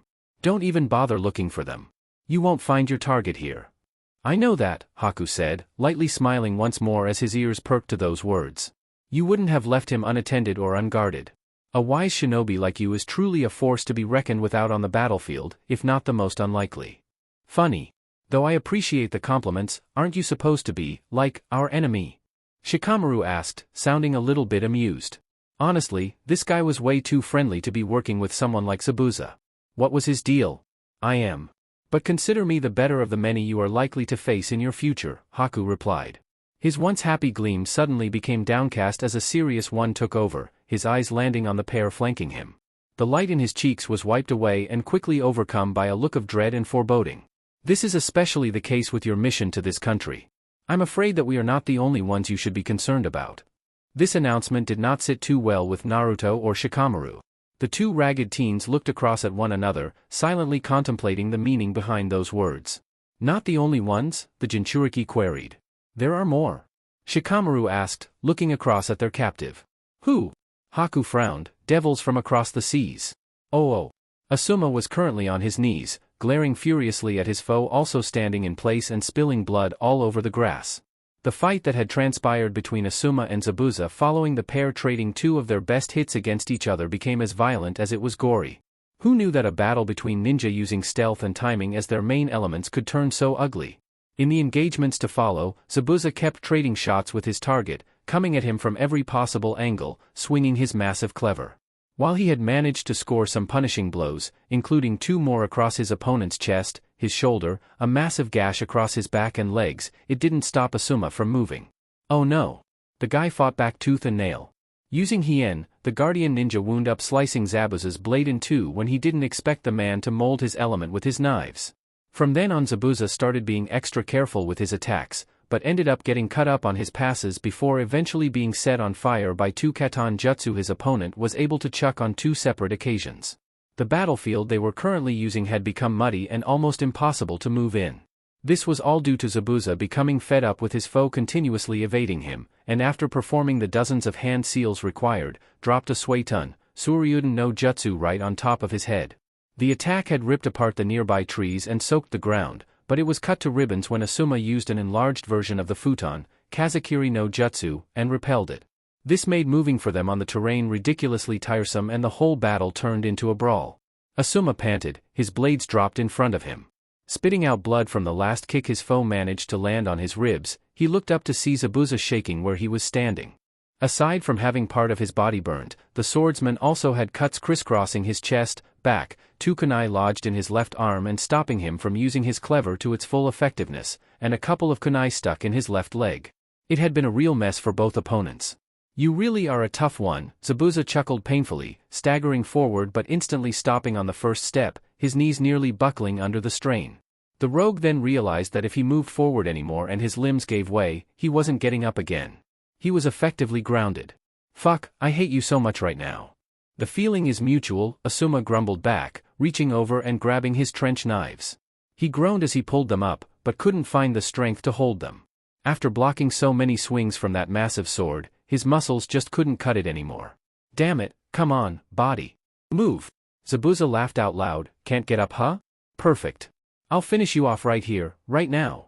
He then cursed to himself when his legs failed to respond on his initial forward motion. Just as soon as these damn things start working again. Asuma braced himself for the worst. However, while the two of them stayed where they were, desperate to get some strength back into them, Zabuza suddenly became aware of a shadow on the ground shooting towards him from behind the wall of mist to his far left. The startled men leapt to their feet and moved away, the Kiri rogue slashing at the ground with his cleaver to help push him and jump towards the lake. Asuma kept his distance as well, forming a triangle with his enemy on a separate point and the shadow taking the space on the far third. Looking up, the team leader and his equally damaged foe saw Shikamaru, Naruto and Haku emerge from the shroud. The moment visibility of the trio became clear, Zabuza's eyes widened when he saw that his most valuable subordinate had been captured. The defeated expression on his face and the rope wrapped around him told the man everything he needed to know. Impossible, the swordsman blinked in shock. Haku was beaten? His legs jittered when his body threatened to give way from his sudden evasive maneuvers. The amount of chakra he'd spent holding up the hidden mist jutsu as well as throwing all those other attacks from before was starting to wear on him. His stamina was running dry. The teen saw his master's shocked gaze and closed his eyes. "I'm sorry. Zabuza-sama." Asuma grinned. "You got him? Great job, guys." He then blinked in puzzlement when he recounted their numbers. The picture they were presenting to him right now wasn't exactly complete. "Wait, where is Tazuna and Hinata? Are they all right?" "They're safe, sensei," Naruto replied affirmatively, his eyes not leaving the wounded Zabuza, whom they could see standing on the edge of the lake with his only good arm holding his sword. "Hinata took Tazuna into the mist to hide. They won't come out until we give them the signal." "Good," Asuma replied, turning back to face the now pissed-off-looking swordsman. "You guys hang on to that one. I'll finish things here with him." He saw the former Kirigakure shinobi glance in his direction, to which he returned his hostile stare with a serious one of his own. He gave him all the tells that he was going to end the man's life should he resist. "Surrender now, Zabuza Momochi. You've lost." It was sort of a bluff, since the former guardian ninja was also struggling to stay up after expending energy so heedlessly. Zabuza growled, looking between his opponent and the kids standing further away. He saw Shikamaru move behind Haku, a hand on the now captive boy's shoulder and a kunai drawn. The sight irritated him beyond imagining. "Why should I? Please. I'd rather not have to kill you," Asuma replied, bringing his arms up into an offensive guard, just like before. He readied himself a charge. "Heh, that's rich coming from a Konoha shinobi. I thought you guys were tougher than this," Zabuza spat, his feet dragging along the grass as he moved forward. "You value my life. Contemptible mercy at its finest." "Not really. It's just that you're a lot more valuable to us alive, and have you ever tried cleaning blood out of your shirt?" "It's fucking impossible," Asuma said with an amused chuckle, whereas Shikamaru and Naruto shook their heads at how cheesy that sounded. Zabuza glared at his annoying target. "Don't sugarcoat this, you whelp. I am the Hidden Mist's finest and most merciless assassin, the demon of the mist Zabuza Momochi." He brought his blade up and spun it in a single-handed grip, before bringing it behind him as his free hand was formed into a hand seal. "Don't test me. I will never surrender my sword to the likes of you. Don't." Asuma shouted, stopping the man from acting irrationally. The former guardian's hien activated as wind chakra was pumped into his trench knives. The energy blades extended to their fullest and hummed dangerously. You're outnumbered and exhausted. You can't expect to fight all of us at once and win. He then nodded towards his team, and don't forget, we have your student. At their teacher's indirect order, Shikamaru brought his kunai up and held it at Haku's neck. Though Naruto intended to protest against this action, he felt it necessary if in order to sway their real enemy. This Zabuza guy was still dangerous even when injured. Surely he would throw in the towel in order to save his apprentice and companion. The man chuckled when he saw Shikamaru bear a knife at Haku and shook his head at them. Do you think I'm a weakling like you? Do you seriously believe that I will just give myself up to save the life of my subordinate, one who was trained to give up his own life to save mine? He laughed loudly, surprising the two boys guarding their ever-silent prisoner. Haku is my weapon, a tool that I crafted from a young age to be used. I give him orders and he follows them. That is all. What? Shikamaru growled. Naruto's reaction was more unrestrained. The blonde-haired boy marched forward and pointed at the smirking swordsman. What the fuck are you talking about? Haku's not a tool. He's a human being. Stupid brats. We are shinobi, Zabuza snapped back, glaring across at the team staring him down. The assassin made sure to keep both his eyes trained on the enemy standing on either flank. It's what we shinobi do. We obey orders and execute instructions without hesitation. We are cold, calculating, and merciless assassins, meant to do the jobs that others can't or can't be seen doing. We are warriors, shadows, demons, dogs, tools, weapons. That is the road we shinobi walk. No! Naruto shouted back, balling his hand into a fist, that is the road you chose to walk. Not us. What? Yeah. You heard me. A shinobi doesn't have to be what you or anyone else says they have to be. Shinobi can live however they want and make their own choices, because they are human. Naruto then pointed toward Shikamaru, then to Haku, and then to Asuma. He's human, so is he, Hinata and Asuma-sensei as well. Yes, we are shinobi, but we are people too. We're just more extraordinary. Haku looked up at Naruto in astonishment, both before and after he was addressed.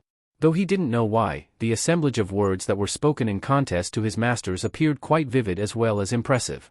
Haku was simply amazed to hear what Naruto had to say about shinobi and people up close. He could tell just from his tone alone that he valued life and treated others fairly. He did not discriminate between villager and shinobi, and was adamant in this belief. Hell, not only was he rocked by his statements but Zabuza was also stumped at his declarations. Naruto's words were like a beautifully crafted katana. They were sublime. That's just boy talk, the swordsman snapped when he was finally able to rebound, his eyes narrowing, dreams and fantasy. What do you know? When I was your age, I'd already killed hundreds. What? Did you have a spas attack at a party or something? Or are you just counting the number of fish you caught at one time and gutted? Naruto asked, placing his hands on his hips. That's just petty. So what if you killed hundreds of people? That's what you did when you were a kid, not us. He then scratched the back of his head thoughtfully, although, now that you've brought it up, killing 100 people when you were just a kid, that's actually really impressive. No kidding, Shikamaru murmured, gazing up in thought as well. But who's keeping score anyway? Don't make light of my skills, you brat. Zabuza shouted, getting a little bit irked from their casual back and forth. Geez, alright. Sorry, Naruto replied hastily while giving the man a sheepish gaze. Point is, we are all free to make our own choices. It's what makes us more flexible as warriors, as shinobi and as people, otherwise we'd just be mindless drones walking blindly into a shitstorm. When Naruto's grin was sent straight towards Zabuza, the swordsman's eyes shifted to Asuma, then to the mist behind the three kids, and then back to the ground. In the time that they were standing around, jabbing at each other and catching their breaths, the rogue began making plans for an appropriate escape. Accounting for his damage, the ground he needed to cover, his subordinate and the enemy surrounding him, he had to be extremely cautious if he was going to make a break for it. That or, drown the place. He was not going to be captured by a bunch of brats. Not here. Still, the things the kid in front of him said and how he said it, with such powerful conviction. He was a strong one. There was no doubt about that. He definitely had a strong spirit and a big heart. That was rare for a shinobi. Nevertheless, his words seemed to strike a chord with the swordsman as he glanced up at the jinchuriki with a bit more interest than before. He could also see the astonished response in Haku, who was looking across at Naruto with admiration and a sparkle in his eyes. Humph, you're an odd kid, Zabuza smirked, giving the blonde his full and undivided attention. You've also got quite a pair on ya. What's your name? Naruto Uzumaki, the genin grinned with his hands behind his head, full-time pain in the ass and future Hokage. Well, you're right on the pain in ass part, Zabuza chuckled in a surprisingly friendlier tone, bringing his sword up to be held at his side. While your arguments pack a wallop, I'm afraid it won't be enough to force me to surrender. He turned his gaze back to his previous foe, with Asuma still glaring across at him wearily. I will not be defeated by you guys. I've come too far to stop now, but that doesn't mean I have to stick around. Asuma recoiled in shock, seeing his opponent's eyes narrow. I will also be taking back what is mine, thank you. A loud clang rang out when Zabuza drove his weapon into the ground. He then followed up on that action by slapping his hands together into a single hand seal before flying through a long string of them, awing the kids at his speed. His combination was so quick that Naruto and Shikamaru were barely able to follow him, but their instructor was able to read all 18 signs. Registering to the danger, Asuma immediately dashed straight for his team, where Haku could be seen taking a deep gulp of air. Guys! Run! Now! Suetun, Daibakufu no Jutsu! Zabuza roared, the lake behind him suddenly coming to life. A ring of water sprang up behind the swordsman, leaving a noticeable gap behind the user large enough for him to easily squeeze through.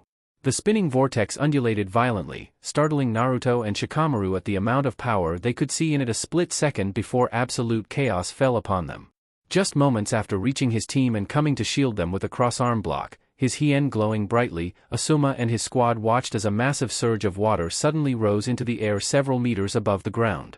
It then streamed down towards the group in one big cascade, much like a gigantic waterfall, but from the target's points of view, it looked more like a massive wave than anything else.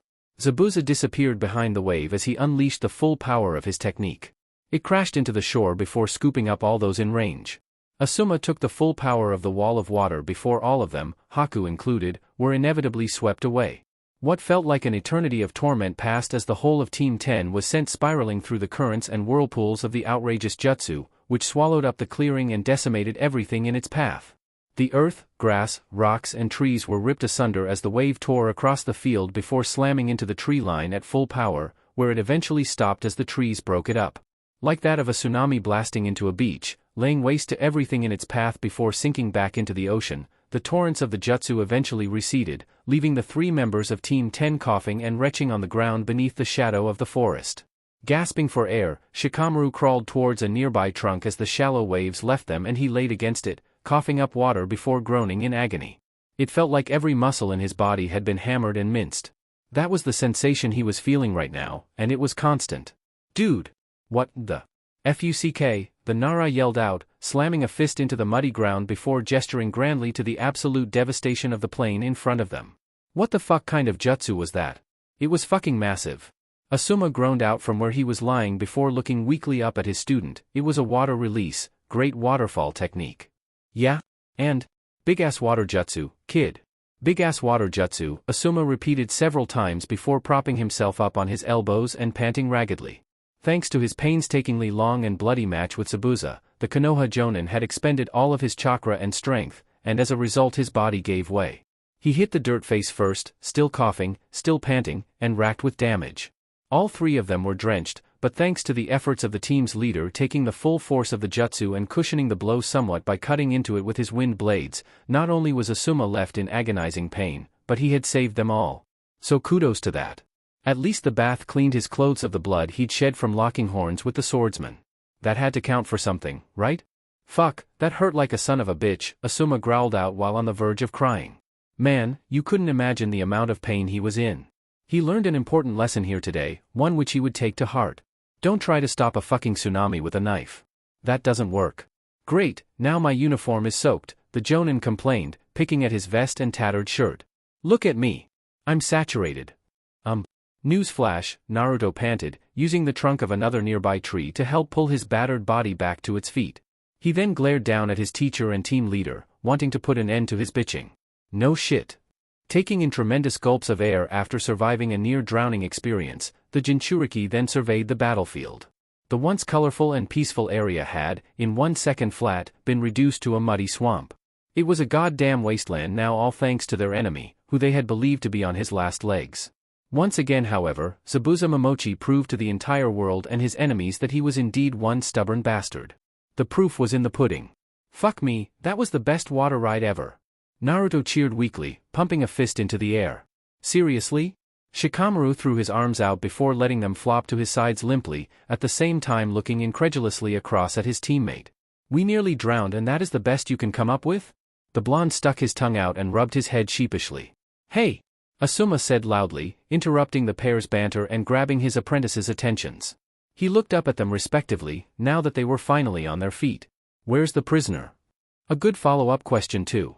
That definitely got the dynamic duo jump-started.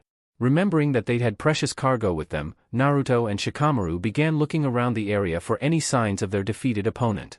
Following the primary trail left in the ground by the cascading waters tearing a direct path through the landscape, they tried to locate the body or the remains of the friendly hunter Nin, who had also been caught in the rapids of the waterfall technique.